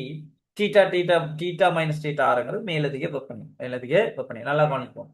வெப்ப இழப்பு வீதமானது மேலதிக வெப்பநிலைக்கு என்ன அறிப்பாருன்னா நேர்வீத சமன். இதுதான் யாரை கொண்டு வராங்க? எங்கட நியூட்டன் குளிரல் விதி எங்கள்ட கதை. இதான் எங்கட நியூட்டன் குளிரல் விதி. ஆனா இதுல என்ன பிரச்சனைண்டா, நல்லா விளங்கிக்கணும். இதுல என்ன பிரச்சனைண்டா சரி, இதுல என்ன பிரச்சனைண்டா, நீங்க வெப்ப இழப்பு வீதத்தை என்ன செய்யலாம்டா அளக்க இயலாது. எப்படி வெப்ப இழப்பு வீதத்தை நாங்க வெப்பம் பாயிர வீதத்தை நாங்க எப்படி அளந்துக்கிறோன்னு கேட்டா இல்ல. அப்ப இதுக்கு நாங்க என்ன செய்யலாம் என்றா, நீங்க வெப்பநிலை வீழ்ச்சி வீதத்தை அளக்கலாம். ஏன்? நான் இந்த இடத்துல ஒரு வெப்பமானியை கொண்டு வச்சா சரிதானே? இந்த பொருளின் மீது ஒரு வெப்பமானியை நீங்க கொண்டு வச்சீங்கன்னா டைம் போக போக இப்ப டீட்டா 1ல இருந்து வெப்பநிலை டைம் போக போக என்ன செஞ்சிருவா? கீழே கரைஞ்சிட்டு வருவார். அப்ப நாங்க வெப்பநிலை வீழ்ச்சியை நாங்க என்ன செய்யலாம்? அளக்கலாம். அப்ப அதை நாங்க எப்படி கன்வெர்ட் பண்ணலாம்டா, இங்க பாருங்க. எங்களுக்கு தெரியும்டா Q சமன் ms தீட்டான்னு ஒரு சாம்பாடு இருக்கு. அந்த பொருளின் திணிவும் அதே போல பொருளின் தன்வெப்ப கொள்ளவும் அங்க இருக்கிற வெப்பநிலை வித்தியாசமும் யாருக்கு சமம்? வெப்பத்துக்கு சமனா இருப்பார். Q சமன் ms தீட்டா. தீட்டாங்கிறது வெப்பநிலை வித்தியாசம். சரி, வெப்பநிலை வித்தியாசம். இப்ப கவனிங்க, ரெண்டு பக்கமும் நாங்க டீயால பிரிச்சிங்கண்டா Q by T சமன் ms அப்படியே இருக்கட்டும், பகையிறது. பட் உங்களுக்கு தேவையில்லைங்கிறதால நான் டீட்டா. இது டீட்டாவா? இது டீட்டா. ரைட். இப்ப நான் சொல்லுங்க, ஒரு குறிப்பிட்ட அந்த நேரத்துல தீட்டா 1ல இருந்து இந்த பொருளின் வெப்பநிலை தீட்டா 2 வருது. இந்த தீட்டா 2வும் சாரி அறை வெப்பநிலையை விட பெரிய ஆள் தானா? அறை வெப்பநிலையோட பெரிய ஆள். அதுல தெளிவா இருக்கு. அறை வெப்பநிலை பெரிய ஆள். அப்ப இதுல நாங்க எழுதினா டெல்டா Q by T சமன் ms இன்டு தீட்டாக்கு பதிலா தீட்டா 1 மைனஸ் தீட்டா 2வின் கீழ் T. சரியா? ரைட். வெப்ப இழப்பு வீதம் இதுல இருந்து நாங்க கதைக்கலாம். அஞ்சு பாருங்க, Q by Tங்கிறது வெப்ப இழப்பு வீதம். வெப்பநிலை வீழ்ச்சி வீதத்திற்கு நேர்வீத சமன்பாடு அங்க இருக்கிறது ms. தெளிவா இருக்கும். சரியா? இங்க இருக்கிற இந்த நேர்வீத சம தொடர்புல வார மாறிலியும் இதுல வார மாறிலியும் ஒன்றல்ல. Q by T நேர்வீத சமன் தீட்டா 1 மைனஸ் தீட்டா 2 இன்டு Tங்கிற இந்த மாறிலியில வார இதுவும் ஒரே தொடர்பு அல்ல. தெளிவா புரிச்சுக்கோங்க. சரி, இதே தொடர்பு அல்ல. ஏன்னா அங்க இருக்கிற மாறிலிகள் மாறப்போகுது. இப்ப மாறி காட்டணும். சரியா? அப்ப நாங்க என்ன செய்யலாம்? நியூட்டன் குளிரல் விதியை கொண்டு வந்து இதுல அப்ளை பண்ணினா Q by Tக்கு பதிலா இங்க இருக்கிற இந்த Q by Tக்கு பதிலா E into E theta minus theta R இது சமன் ms into theta 1 minus theta 2வின் கீழ் T. சரி, கொண்டு வந்தா இப்ப இந்த ms அங்கால கொண்டு போய் பிரிச்சு விட்டீங்கன்னா தீட்டா 1 மைனஸ் தீட்டா 2வின் கீழ் T இது யாருக்கு சமனா இருக்கும்டா? E இன் கீழ் A இன் கீழ் ms. E into A இன் கீழ் ms into theta minus theta. Right, நல்லா விளங்கிக்கோங்க. நியூட்டன் வெப்ப இழப்பு வீதம் மேலதிக வெப்பநிலைக்கு நேர்வீத சமன் மாதிரி நாம் அதுல இருந்து ஒரு விஷயத்தை கொண்டு வரலாம். இவர் யாருண்டா? வெப்பநிலை வீழ்ச்சி வீதம். வெப்பநிலை வீழ்ச்சி வீதம் யாருக்கு நேர்வீத சமன் அறிப்பாண்டா? மேலதிக வெப்பநிலை.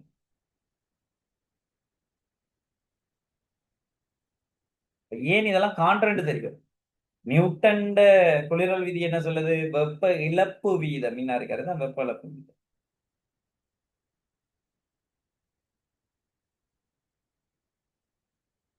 மேலதிக வெப்பநிலைக்கு நேர் சமம். மேலதிக வெப்பம். இவ்வளவுதான் நிலைக்கிற கதை. இதை பேஸ் பண்ணி இன்னைக்கு கிராஃப்ஸ் அது இதெல்லாம் கொண்டு போறோம். அப்ப எங்களுக்கு தெரியும் நியூட்டன் குளிரல் வீதியிலிருந்து நான் எப்படி வெப்பநிலை வீழ்ச்சி வீதத்தை மேலதிக வெப்பநிலைக்கு நான் நேர்வசமாண்டு கொண்டு வந்தங்கிற விஷயம் இல்லைங்க. ஏனென்றா இது அப்படியே கான்ஸ்டன்ட் தான்டா, இது அப்படியே மாறும். அப்ப நாம என்ன செய்யலாம்? வெப்பநிலை வீழ்ச்சி வீதத்தை மேலதிக வெப்பநிலைக்கு என்ன செய்யலாம்? நேர்வீத சமனாக நாங்க கருதலாம். நேர்வீத சமனாக கருதலாம்ங்கிற விஷயம் நல்லா தெளிவா பிடிச்சுக்கோ. Right, okay. இப்ப வரும் கேள்வி. கேள்வியில இதெல்லாம் அப்ளை பண்ணுவோம். சரி, அதுலயும்டா நியூட்டன் குளிரல் விதிக்குள்ள அந்த தியரிக்குள்ள 2 பிராக்டிகல்ஸ், 2 முடிவுகளை நாங்க கொண்டு வரோம். ஒன்று, சரி, இதுல முக்கியமான பாயிண்ட்ஸ் ஒன்று என்னன்னா, நியூட்டன் குளிரல் விதியை வாய்ப்பு பார்க்கிற ஒன்று இருக்கு. நியூட்டன் குளிரல் விதியை வாய்ப்பு பார்க்க, சரியா? நியூட்டனின் குளிரல் குளிரல் விதியை வாய்ப்பு பார்த்தல். ரைட், இது ஒன்று. அடுத்தது என்னண்டா, இந்த நியூட்டன் குளிரல் விதியை யூஸ் பண்ணி தன்வெப்ப கொள்ளளவு தெரியாத ஒரு திரவத்தின் தன்வெப்ப கொள்ளளவு காணலாம் நாங்க, சரியா? திரவத்தின் தன்வெப்ப கொள்ளளவு காணலாம்.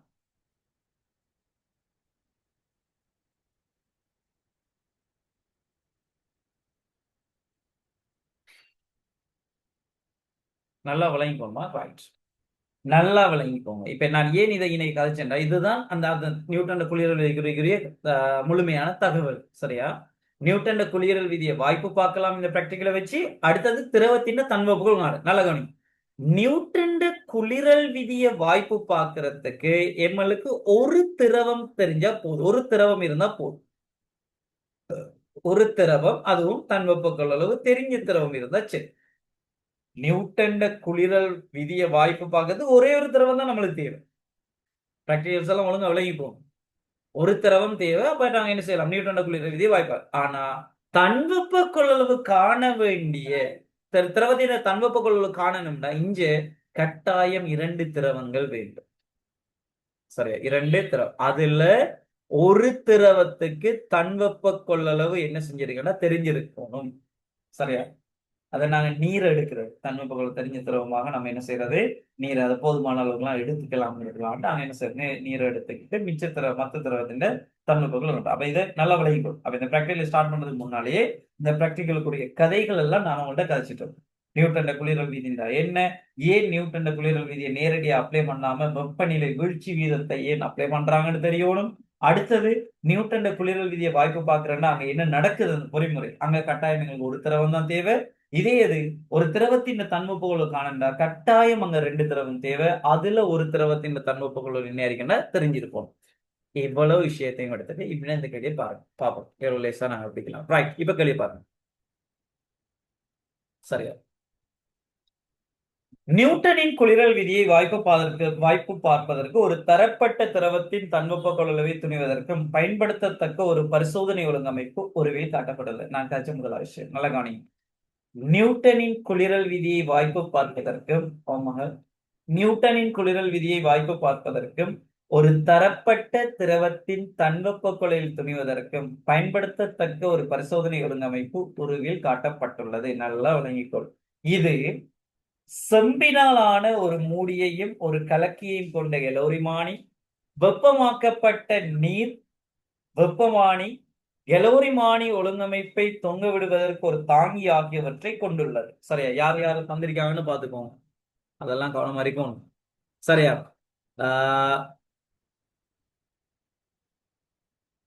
மேலும் பாருங்க என்ன அப்படி இருக்குது.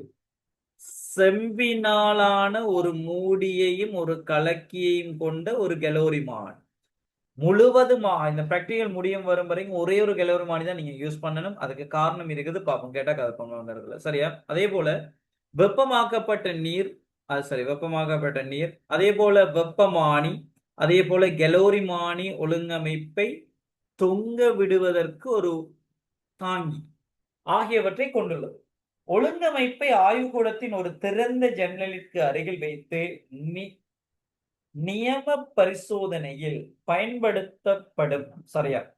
ஜன்னலுக்கு அருகில வந்துகிட்டு இதை வைக்கணுமா? தெளிவா இருக்கணும்டா. இது நாங்க அந்த விஷயத்தை நான் கதை பண்ண நியூட்டன் குளிரல் விதி எல்லா சந்தர்ப்பத்திலையும் நாங்க யூஸ் பண்ண இயலாது. சரியா? நியூட்டன் குளிரல் விதியை நீங்க எல்லா சந்தர்ப்பத்திலையும் அதுக்குன்னு நிபந்தனை இருக்கு. அந்த மேலதிக வெப்பநிலை ஒரு சிறிய ஒரு வெப்பநிலையா இருக்கும். ஒரு 30°க்குள்ள இருக்கும். சரி, அது முதலாவது விஷயம். சரியா? நியூட்டன் குளிரல் விதி வெளியாகணும்டா நம்ம பயிற்சிமே Q/T நேரே சமன் θ மைனஸ் θr மேலதிக வெப்பநிலை அது 30°க்குள்ள ஒரு சிறிய ஒரு பெருமானம் தான் இருக்கும். 30°க்கு மேல போகல. சரியா? அடுத்தது நீங்க இந்த வலிந்த மேற்காவுகையோட அந்த இடத்துல கொண்டு வரும். அது அந்த வெப்பநிலை கூடிட்டாருன்னா. சரியா? வெப்பநிலை கூடிட்டாருன்னா நாங்க அந்த இடத்துல வலிந்த மேற்காவை கொண்டு வந்து என்ன செய்யணும்னா அந்த பிராக்டிகலை நாங்க செய்வோம். அப்படியே அந்த நிலை இருக்குது பார்ப்போமே. ஜன்னலுக்கு அருகில் வைத்து நியம பரிசோதனையில் பயன்படுத்தப்படும் முறை ஒரு முறையை ஒத்த ஒரு பரிசோதனை நடைமுறை செய்யப்படுகின்றது. ரைட், கவனிங்க. பொதுவான சீரான காற்று பாய்ச்சல் உள்ள ஒரு திறந்த ஜன்னலுக்கு அருகில் இப்பரிசோதனை செய்வதன் அனுகூலம். ரைட், கேள்வியிலே கேட்டிருக்காங்க. எல்லாத்தையும் கதை. சரியா? நல்லா கவனிங்க.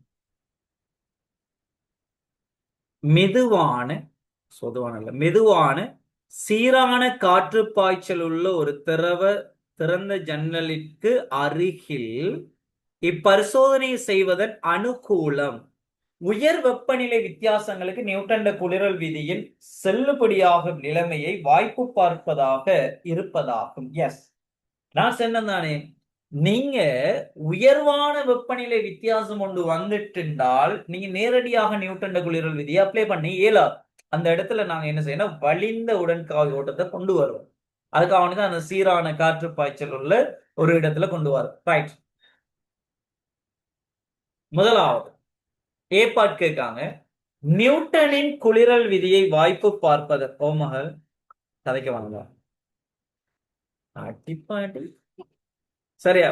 நியூட்டனின் குளிரல் விதியை வாய்ப்பு பார்ப்பதற்கு நீர் இப்பரிசோதனையில் எடுக்கும் வாசிப்புகள் என்னன்னு கேட்காங்க. சரியா? நியூட்டன் குளிரல் விதியை வாய்ப்பு எழுதுங்கடா, எழுதுங்க. நம்பர் 1 எழுதுங்க. இனி நாங்க கதைக்கலாம். நான் கதைச்ச விஷயத்தை அப்படியே ஐடியா எடுத்து எழுது போனீங்கன்னா சரி, எழுதுங்க. நேரத்துடன் நீரின் வெப்பநிலை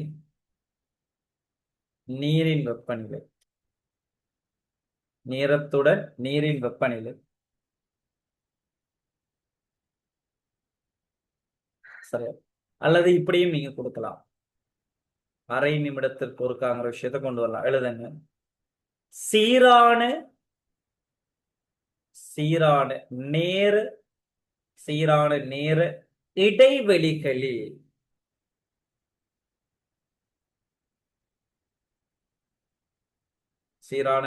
இடைவெளிகளில் நீரின் வெப்பநிலை சீரான நேர இடைவெளிகளில் நீரின் வெப்பநிலை ஒவ்வொரு அரை நிமிடத்திற்கு ஒருக்கா நம்ம என்ன செய்யறோம்னா அந்த வெப்பநிலை வாசிப்புகளை எடுக்கிறது. ரைட். அடுத்தது முக்கியமானது அறை வெப்பநிலை. கவனம் அறிக்கணுமா? நியூட்டனின் குளிரல் விதியை வாய்ப்பு பார்த்து நீர் இப்பரிசோதனையில் எடுக்கும் வாசிப்புகள் என்னன்னு கேட்டிருக்காங்க. எனக்கு தெரியணும் நியூட்டன் குளிரல் விதி என்ன? வெப்ப இழப்பு வீதமானது யாருக்கு நேசமான அறிபாரு? θ மைனஸ் θr. சரியா? அப்ப அந்த இடத்துல நான் இதை கன்வெர்ட் பண்ணினேன். θ1 மைனஸ் θ2 வின்கிள் t நேர்வீத சமன் θ மைனஸ் θr. சரியா? அப்ப இந்த இடத்துல வெப்பநிலை வீழ்ச்சி வீதத்துக்கான அந்த வாசிப்பை எடுக்கணும், சூழல் வெப்பநிலையும் நீங்க அளந்துக்கணும். இப்ப இந்த θ1 இந்த θ2 எல்லாம் நாங்க அளந்துக்கணும். அதான் சொல்றாங்க நேரத்துடன் நீரின் வெப்பநிலை சீரான நேர இடைவெளி நீரின் வெப்பநிலையை காண்றது. அடுத்தது வந்துட்டு அறை வெப்பநிலையை காண்றது. அப்ப இந்த ரெண்டு விஷயமும் நீங்க வாசிப்புகளாக எடுத்து அதுல கதைக்க போறீங்க. தெளிவா பிடிச்சுக்கணுமா? அடுத்தது வெப்பமானியின் வாசிப்பு கலோரிமானியின் வெளிமேற்பரப்பின் வெப்பநிலை சமன் என நீர் நம்பிக்கையாக கருதுவதனை சாத்தியமாக்குவதற்கு செய்யப்பட வேண்டிய பரிசோதனை நடைமுறை யாது? நீங்க வெப்பமானிட வாசிப்பு, வெப்பமானி திரவத்துக்குள்ள நாங்க வச்சு அளக்கிற அந்த கெலோரிமானிக்குள்ள இருக்கிற அந்த வாசிப்பு, வெப்பமானியின் வாசிப்பு கெலோரிமானியின் வெளிமேற்பரப்பின் வெப்பநிலைக்கு சமனென நீர் நம்பிக்கையாக கருதுவதை சாத்தியமாக்குவதற்கு செய்யப்பட வேண்டிய பரிசோதனை நடைமுறை யாதுன்னு கேட்டிருக்காங்க. ரைட், எழுதுங்க.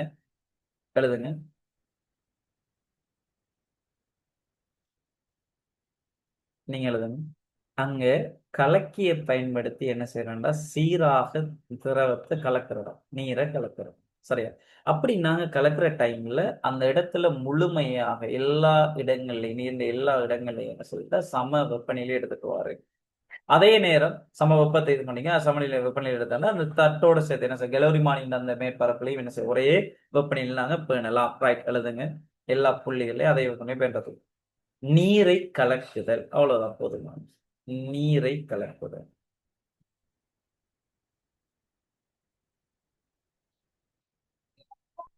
நீரை கலக்குதல். நீரை கலக்குதல். சரியா? அடுத்து ஒரு மூன்றாவது பாருங்க. நியூட்டனின் குளிரல் விதியை வாய்ப்புப்பாதற்கு நீர் வரையும் இரு வரைவுகளை பரும்படியாக வரைக, அச்சுக்களை உரிய அழகுடன் தகுந்தவாறு பெயரிடுக. சரியா? ரைட். இதுல முதலாவது நாங்க கிராஃப்ஸ பாக்குறது வெப்பநிலை. சரியா? முதலாவது நல்ல விளைவுகள் வெப்பநிலை. சரியா? டீட்டான்னு அழைப்பீங்க, அல்லது டீட்டா பாகைசி என பாகைசி அழகையும் காட்ட சொல்றாங்க. வெப்பநிலை. இதுல நேரம்,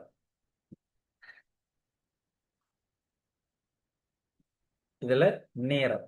சரியா? ரைட். இங்க பாருங்க, வெப்பநிலைக்கு நேரத்துக்கு தான் நாங்க என்ன செய்ய கிராஃப வரைகிறோம். கிராஃப வரைஞ்சீங்கன்னா இது எப்படி ஒரு கிராஃப் வரைஞ்சா ஒரு வளையம் இந்த ஷேப்ல வரும்.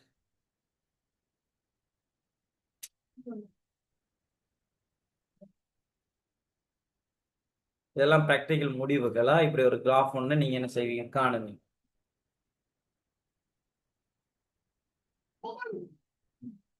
ஒரு வளையம் வரும், வளைச்சுக்கிறீங்க.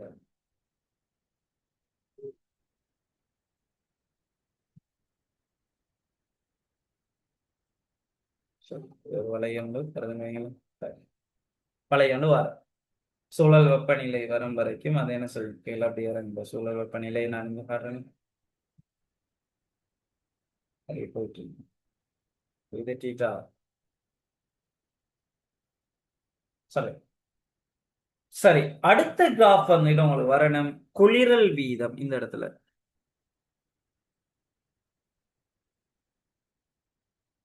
குளிரல் வீதம், அதே போல வெப்பநிலை வித்தியாசம்.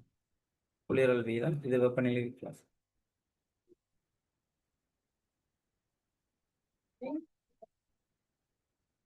வித்தியாசம் இதுவும் பாகை சீல. சரி, இதுவும் பாகை சீல. இதுல செல்சியஸ் -1 செகண்ட். சரி, இதுக்கு ஒரு கிராஃப் வரைஞ்ச உற்பத்தியினோட குறைஞ்சு.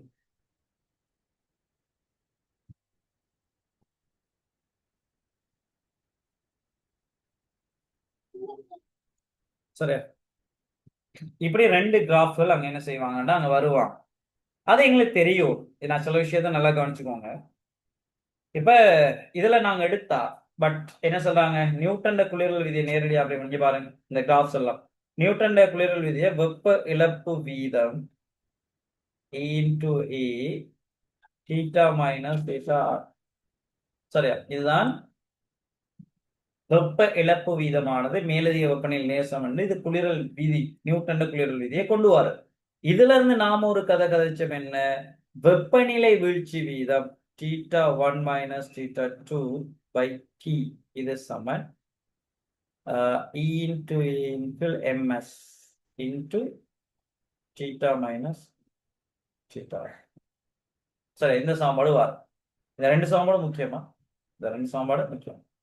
நீங்க என்ன செய்றீங்கன்னா வெப்பநிலை வீழ்ச்சி வீதத்துக்கு, அதாவது நம்ம ஒவ்வொரு நேர ஆயிடை ஒரு ஒரு ஒரு அரை நிமிடத்திற்கு, சரி, ஒரு அரை நிமிடத்திற்கு வெப்பநிலையை வாசிச்சுட்டு வந்துட்டு ஒரு குறிப்பிட்ட ஒரு ஆரம்ப வெப்பநிலை θ1ல இருந்து, இந்த இடத்துல θ1ல இருந்து நாம் என்ன செய்யணும், ஒரு அரை மணித்தேல ஒரு அரை நிமிடம் அரை மணித்தேல அரை நிமிடத்துக்கு நீங்க வெப்பநிலை குறிச்சிட்டு வந்த உடனே உங்களுக்கு இப்படி ஒரு ஷேப் வெப்பம் வாசிப்பு ஒன்று வரும், ஒரு வலை ஒன்று வரும்.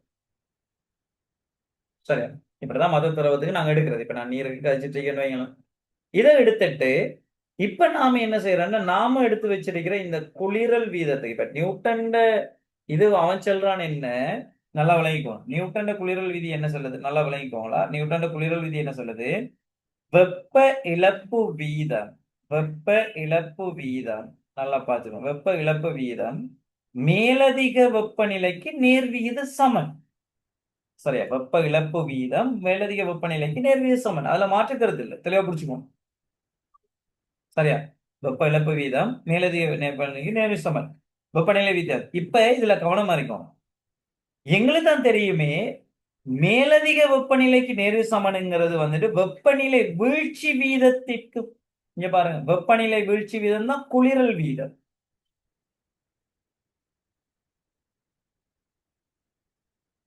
சரியா? ரைட், புடிச்சுக்கோ.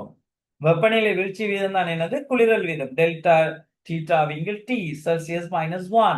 அதுவும் மேலதிக வெப்பநிலை வீழ்ச்சிக்கு, மேலதிக வெப்பநிலைக்கு நேர்விகித சமன் தானே. அப்ப நல்லா கவனிங்க, Q/T மேலதிக வெப்பநிலைக்கு நேர் சமன், வெப்பநிலை வீழ்ச்சி வீதமும் மேலதிக வெப்பநிலைக்கு நேர் சமன் என்றா அதான் வெப்பநிலை வித்தியாசம், மேலதிக வெப்பநிலை.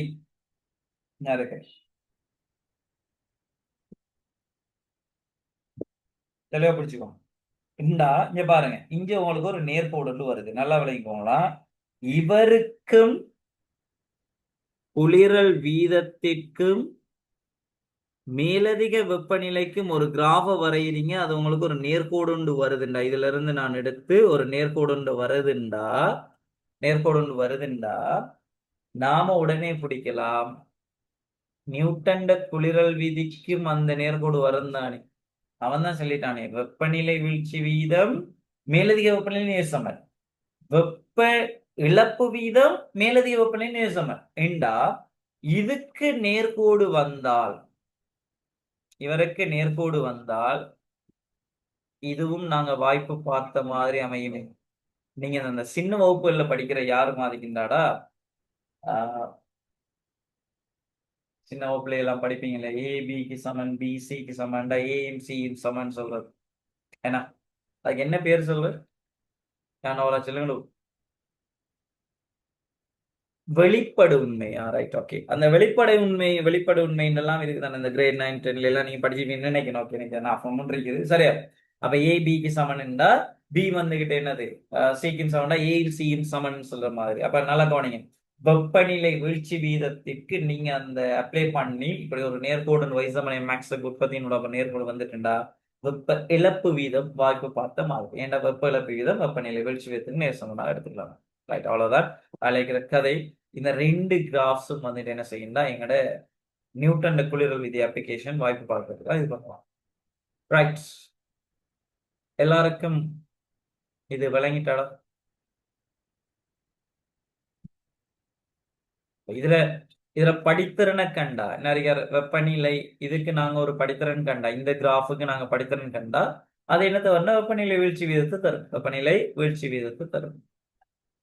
சரி, அந்தந்த புள்ளிகளுக்கு நம்ம எடுத்துக்கலாம். அவ்வளவுதான் நிலைக்கிற கிராஃப். ரைட், அடுத்து வாங்க பி பார்ட். ஒரு தரப்பட்ட திரவத்தின் தன்வெப்ப கொள்ளளவை, நல்லா கவனிங்க, ஒரு தரப்பட்ட திரவத்தின் தன்வெப்ப கொள்ளளவை துணிவதற்கு நீருக்கான உரிய வார்ஷிப்புகளை பெற்ற பின்னர் மேலே ஏயில் பயன்படுத்திய அதே செயல்முறையை திரவத்திற்கு திரும்ப செய்யப்படுகின்றது. சரியா? அப்ப நல்லா கவனிக்கணும், நியூட்டன் குளிரல் விதிய வாய்ப்பு பார்க்கறது இன்னொரு திரவம் தேவையில்லை, நாங்க நீரை மட்டுமே வச்சு, இது ஃபுல்லா நீருக்கு தான் நான் கிராஃப் வரைஞ்சேன். சரியா? இது வந்துட்டு நீருக்கு தான் நான் கிராஃப் வரைஞ்சு என்ன செஞ்சிட்டேன், எனக்கு உற்பத்தியினோட ஒரு நேர்கோடு வந்துட்டு, எனவே நியூட்டன் குளிரல் விதி வாய்ப்பு பார்க்கப்பட்டுட்டு நான் சொல்லியாச்சு, அவர் நேர் சமன் சொல்லிட்டு போனார். இப்ப வரும் இதை பயன்படுத்தி அடுத்த திரவத்தின் தன்வெப்புகளும் உங்கள்ட்ட காண சொல்றாங்க. பாப்பா, ஒரு குறிப்பிட்ட திரவத்தின் தன்வெப்ப கொள்ளளவை துணிவதற்கு நீருக்கான உரிய வாசிப்புகளை பெற்ற பின்னர் மேலே ஏயில் பயன்படுத்திய அதே செயல்முறை திரவத்திற்கு திரும்பி செய்யப்படுகின்றது. இப்பரிசோதனை செய்வதற்கு மேலும் ஏயில் பயன்படுத்திய அதே கலோரிமானியை பயன்படுத்துவதற்கான காரணம் என்ன, எங்களுக்கு தெரியும். அங்க மேற்பரப்பின் தன்மை என்ன செய்யணும், ஒரே மாதிரிக்கு இருக்கும். வந்துட்டு ஒரே கதையில இருக்கணுங்கிறதுக்காக வேண்டி நம்ம என்ன செய்ய போறோம்னா ஆஹ் ஒரே கலோரிமானியை நாங்க யூஸ் பண்ண போறோம்ங்கிற விஷயம் விளங்கிக்கோங்க. எழுதுங்க. இவ்விரு பரிசோதனை பகுதிகளிலும் எழுதுங்க. இவ்விரு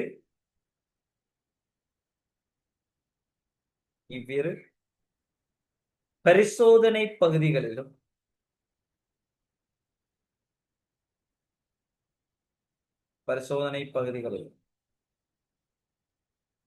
இவ்விரு பரிசோதனை பகுதிகளிலும் ஒரே மேற்பரப்பில் அல்லது ஒரே மேற்பரப்பு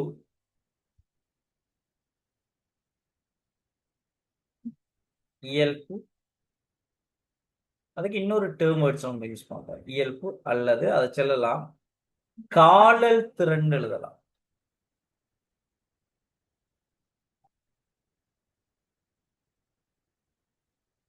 காலத்திறனை பெறுவது.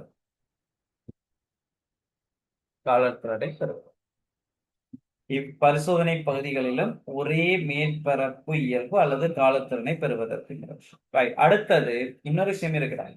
ஒரே கனவளவு எடுக்கும். நீங்க அந்த எடுக்கிற திரவம் நீர் என்ன செய்யணும், ஒரே கனவளவுக்கு வரணும். சரியா?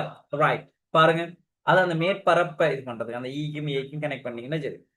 இப்பரிசோதனையில் அதே கலோரிமானியை பயன்படுத்துவது மேதியமாக ஒரே கனவளவு நீரையும் திரவத்தையும் பயன்படுத்துவது காரணம் என்ன? எழுதுங்க.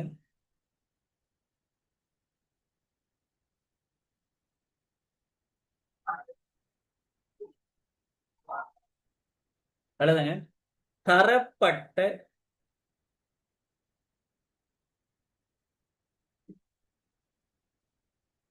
தரப்பட்ட மேலதிக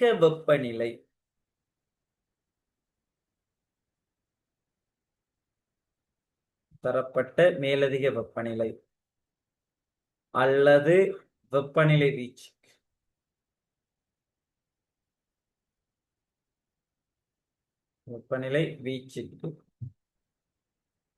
நீருக்கும்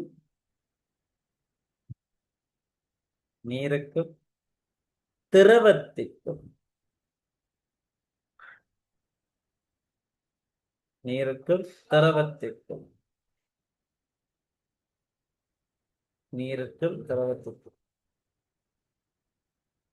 ஒரே ஒரே ஒரே வெப்ப இழப்பு வீதத்தை பெறுவது.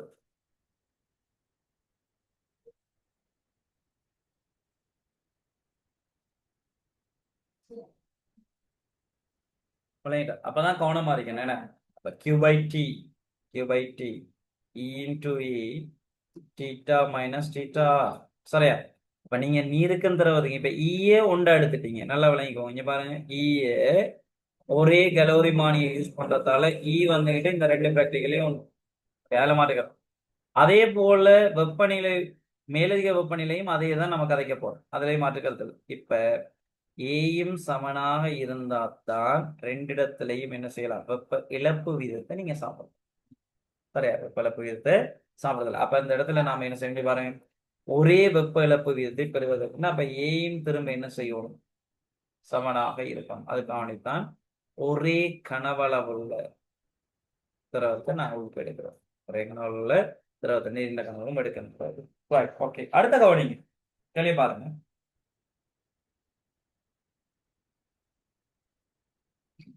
மூடியுடன் கலக்கியுடன் கலோரிமானியின் திணிவும் தன்வெப்ப கொள்ளளவு முறையே எம்மும் எஸ்ஸுமாம். ரைட். மூடியோட கலக்கியுடனான கலோரிமானியின் திணிவும் தன்வெப்ப கொள்ளளவும் எம்மும் எஸ்ஸுமாம்.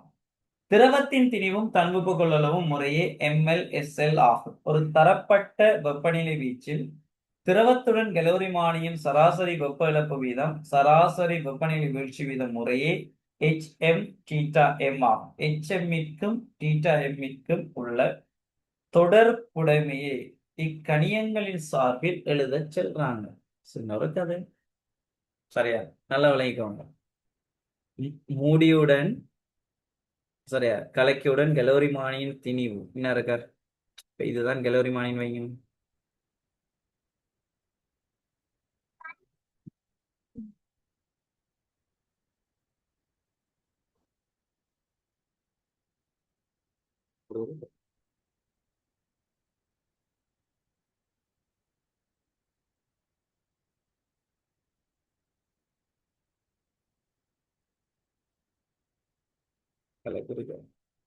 குலத்தரவும் இருக்கு இந்த கனவுக்கும்.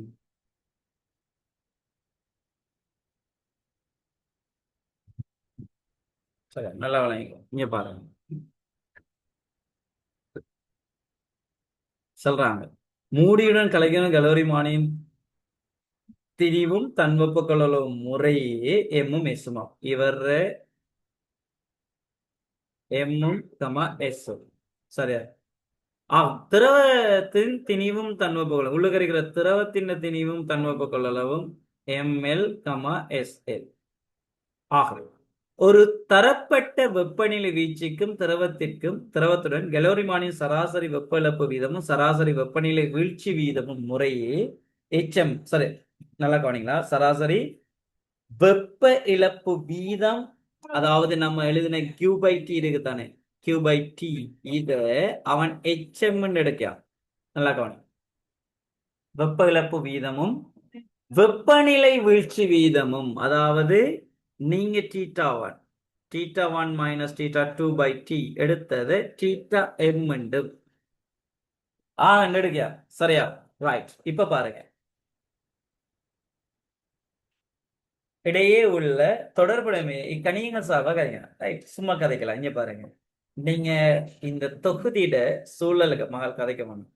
இந்த தொகுதியில சூழலுக்கான வெப்ப இழப்ப, சரியா, சூழல் இந்த தொகுதியில இருந்து சூழலுக்கான வெப்ப இழப்ப நான் Qன்னு எடுத்தால், நல்லா விளங்கிக்கோங்களா, Qன்னு எடுத்தா இந்த Q யாருக்கு சமனா இருப்பாருடா?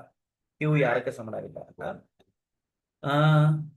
திரவம் இழக்கிறது, அந்த கலோரிமானி இழக்கிறது ms இன்டு அவர் டெல்டா தீட்டா சக திரவம் இழக்கிற ml into SL into delta theta. சரியா? அப்ப இதுல இருந்து டெல்டா தீட்டாவை நீங்க பொதுவா எடுக்கலாம். இங்க பாருங்க, அப்ப ms சக ml இன்டு SL டெல்டா தீட்டாவை பொதுவா. இப்ப ரெண்டு சைட்லையும் T ஆல பிரிச்சு விட்டீங்கன்னா Q இன் கீழ் T இது சமன் ms சக ml இன்டு SL by 2. இப்ப சொல்லுங்கடா, இதுக்கு பதிலா HM வெப்ப இழப்பு வீதம் சமன் ms சக ml SL இன்டு தீட்டா. எல்லாரும் சொல்லுங்கடா, இந்த சமன்பாடு எடுத்த விளங்கிட்ட ஜிக்ரா, அந்த சமன்பாடு வந்து எப்படின்னு விளங்கிட்டாலும் இது நீ விளங்கிட்டாடா?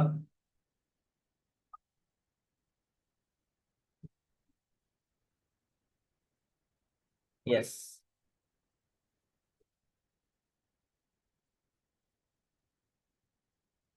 Right, okay, good. சரியா? சரி, அடுத்த ஒரு நாணயம் நீ எடுத்து போட்டு பிரதியிட சொல்லுவாங்க. அவ்வளவுதான் நிலைக்கிற வேலை. என்னைக்கு பாருங்க, M சமன் 0.15 கிலோகிராம், S சமன் 400 joule kilogram kelvin minus ml 0.25 kilogram என கொள்வோம். ஒரு குறித்த வெப்பநிலை வித்தியாசத்துடன் நீருடன் கலோரிமானியின் சராசரி. நான் அடுத்த இன்னொரு நியூட்டன் குளிர்வு விதி சமன்பாடு வச்சிருக்கேன். ஒரே கிராஃப்ல ரெண்டையும் அப்ளை பண்ணி வர மாதிரி, அதுக்கு வந்து அந்த கிளி செலக்ட் பண்ணி வச்சிருக்குது. அதையும் விளங்கப்படுத்தக்க பூரணமான ஒரு நியூட்டன் குளிர்வு விதி உங்கள்கிட்ட வந்துருவாங்க. சரியா? Right, okay. வித்தியாசத்திற்கு நீருடன் கலோரிமான சராசரி வெப்ப இழப்பு வீதம் தந்திருக்கணும். சராசரி வெப்ப இழப்பு வீதம் 90 ஜூல் செகண்ட் மைனஸ் 1 என காணப்பட்டது. அதே வெப்பநிலை வித்தியாசத்துக்கு திரவத்துடன் கலோரிமானின் சராசரி வெப்பநிலை வீழ்ச்சி வீதம் செகண்ட் என காணப்பட்டது. வீதம் 0.125 kelvin second minus 1 Celsius minus 1 kelvin second minus 1 என காணப்பட்டது. திரவத்தின் தன்வெப்ப SL துணியை சொல்றான். ரைட், அவ்வளவுதான், முடிஞ்சு. பாருங்க, சரியா? எம்மும் தந்தாச்சு, தன்வெப்ப கொள்ளலும் தந்தாச்சு, MLம் தந்துட்டாங்க என கொள்வோம்.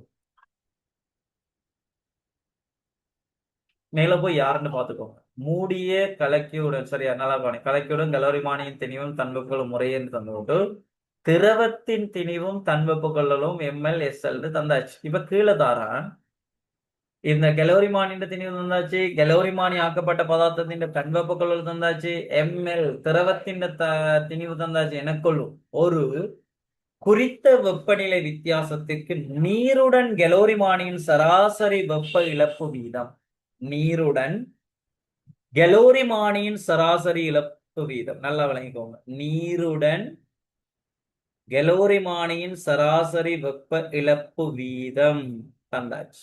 உங்களுக்கு தெரியணும், அங்க ஒரே கெலோரிமானி பயன்படுத்தப்பட்டு ஒரே மேலதிக வெப்பநிலையை கொண்டு வந்து அதே நேரம் அங்க இருக்கிற கனவளவும் சமனாக இருந்தால் திரவத்துடன் கெலோரிமானியின் சராசரி வெப்ப இழப்பு வீதமும் நீரிண்ட கெலோரிமானியோட சராசரி வெப்ப இழப்பு வீதமும் சமனாரி. அதாவது இந்த பிராக்டிக்கல்ல இந்த HM நீருக்கும் சமனாரிக்கும் திரவத்துக்கும் சமனாரிக்கும். பாருங்க எவ்வளவு அழகா கொண்டு வர்றாங்க. அப்ப HM நாங்க நீருக்கு பயன்படுத்தி அந்த HM கண்டு வச்சுட்டு திரும்ப திரவத்துக்கு அப்படியே பயன்படுத்தி யாரை கொண்டு வர HM கொண்டு வர அந்த HM ரெண்டு பேருக்கு என்ன இருப்பாங்க, சமனாக இருக்கு என காணப்பட்டது. அதே வெப்பநிலை வித்தியாசத்திற்கு திரவத்துடன் கெலோரிமானின் சராசரி வெப்பநிலை வீழ்ச்சி வீதம் 0.125 வெப்பநிலை வீழ்ச்சி வீதம் ரெண்டுக்கும் டீட்டா எந்த வித்தியாசப்படுத்துறாங்க என காணப்பட்டது. திரவத்தின் தன்வெப்ப செல். அப்ப இத திரவத்துக்கு நான் யூஸ் பண்ண போறேன், நல்லா கவனிங்க. இந்த சாம்பாட திரவத்தை யூஸ் பண்ண போறேன். பட் இந்த HMக்கு பதிலா நான் என்ன செய்யலாம்டா 90 ஜூல் செகண்ட் -1 பிரதியிடலாம். திரவத்தின் வெப்ப இழப்பு வீதமும் அந்த சாம்பால் நியூட்டன் குளிரல் விதியின் அடிப்படையில மேலதிக வெப்பநிலையையும் அதே போல திரவத்தின் இந்த மேற்பரப்பின் தன்மை ஒரே கெலோரிமானியையும் அதே போல திரவத்தின் கனவளவுக்கு நீரின் கனவளவு சமனான கனவளவுடைய திரவத்தை யூஸ் பண்ணினீங்கடா அங்க வார Q/T ரெண்டு பேருக்கும் சமனா இருப்பார், HM ரெண்டு பேருக்கும் சமனா இருப்பார். அதான் முன்னால கழிச்சிருந்தோம். அப்ப இது சமன், இங்க பாருங்க 0.15 தர எஸ்க்கு பதிலா 400 சக mlக்கு பதிலா 0.25 தர SL இதைத்தான் காண போறேன். தர θm வெப்பநிலை வீழ்ச்சி வீதம் அழகா பாத்தீங்களா, கெல்வின் செகண்ட் -1 அது 0.125 இதுல இருந்து நாம என்ன செய்யலாம்டா இந்த SL காணலாம். அதுக்கான நேரம் எடுக்கல. ரைட் டே நான் இந்த 90 ஜூல் செகண்ட் -1 நீரினுடன் கெலோரிமானியின் சராசரி வெப்ப இழப்பு வீதத்தை திரவத்துக்கு ஏன் சமப்படுத்தி எழுதினு விளங்கிட்டாடா, அதை முதல்ல கன்ஃபார்ம் பண்ணுங்க. திரவத்துக்கு ஏன் சமப்படுத்தி எழுதினு விளங்கிட்டா,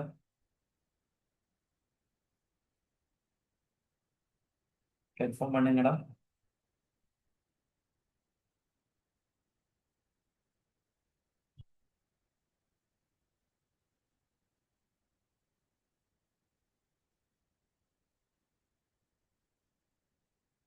எஸ் சரியா, அப்ப தெளிவான விஷயத்தை பிடிச்சிடும். இப்ப இதுல இருந்து நீங்க என்னத்தை காணலாம்டா SL காணலாம். சரி, SL நீங்க கண்டுடுங்க, அதனோட விட இதுக்குள்ள வருமா. சரி, அதுக்கான இதை நம்ம எடுக்கல. SL சமன் எழுவாய் மாற்றம் செஞ்சு என்ன செய்தாங்க. சரியா, SL எடுத்தீங்கடா உங்களுக்கு வருமா 2640 ஜூல் கிலோகிராம் -1 கெல்வின் கெல்வின். சரி, அப்ப அந்த விஷயத்தை பிடிச்சிக்கணும். சரி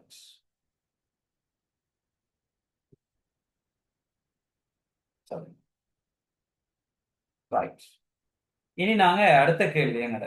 சரியா, இந்த கேள்வி செய்யறதுக்கு ஒரு சின்ன ஒரு பிரேக் ஒன்று எடுத்துக்கோங்க. என்ன சின்ன பிரேக் ஒன்று எடுத்துக்கோங்க.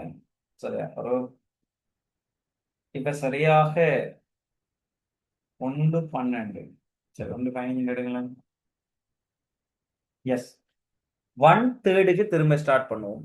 அதே லிங்க்ல ஜாயின் பண்ணுங்க. நீங்க அதே லிங்க்ல ஜாயின் பண்ணுங்க. 1:30 திரும்ப ஸ்டார்ட் பண்ணுவோம் மூன்றாவது கேள்வியோட. சரியா, மூன்றாவது கேள்வியோட சந்திப்போம் இன்ஷா அல்லாஹ் ஆஃப்டர் பிரேக்.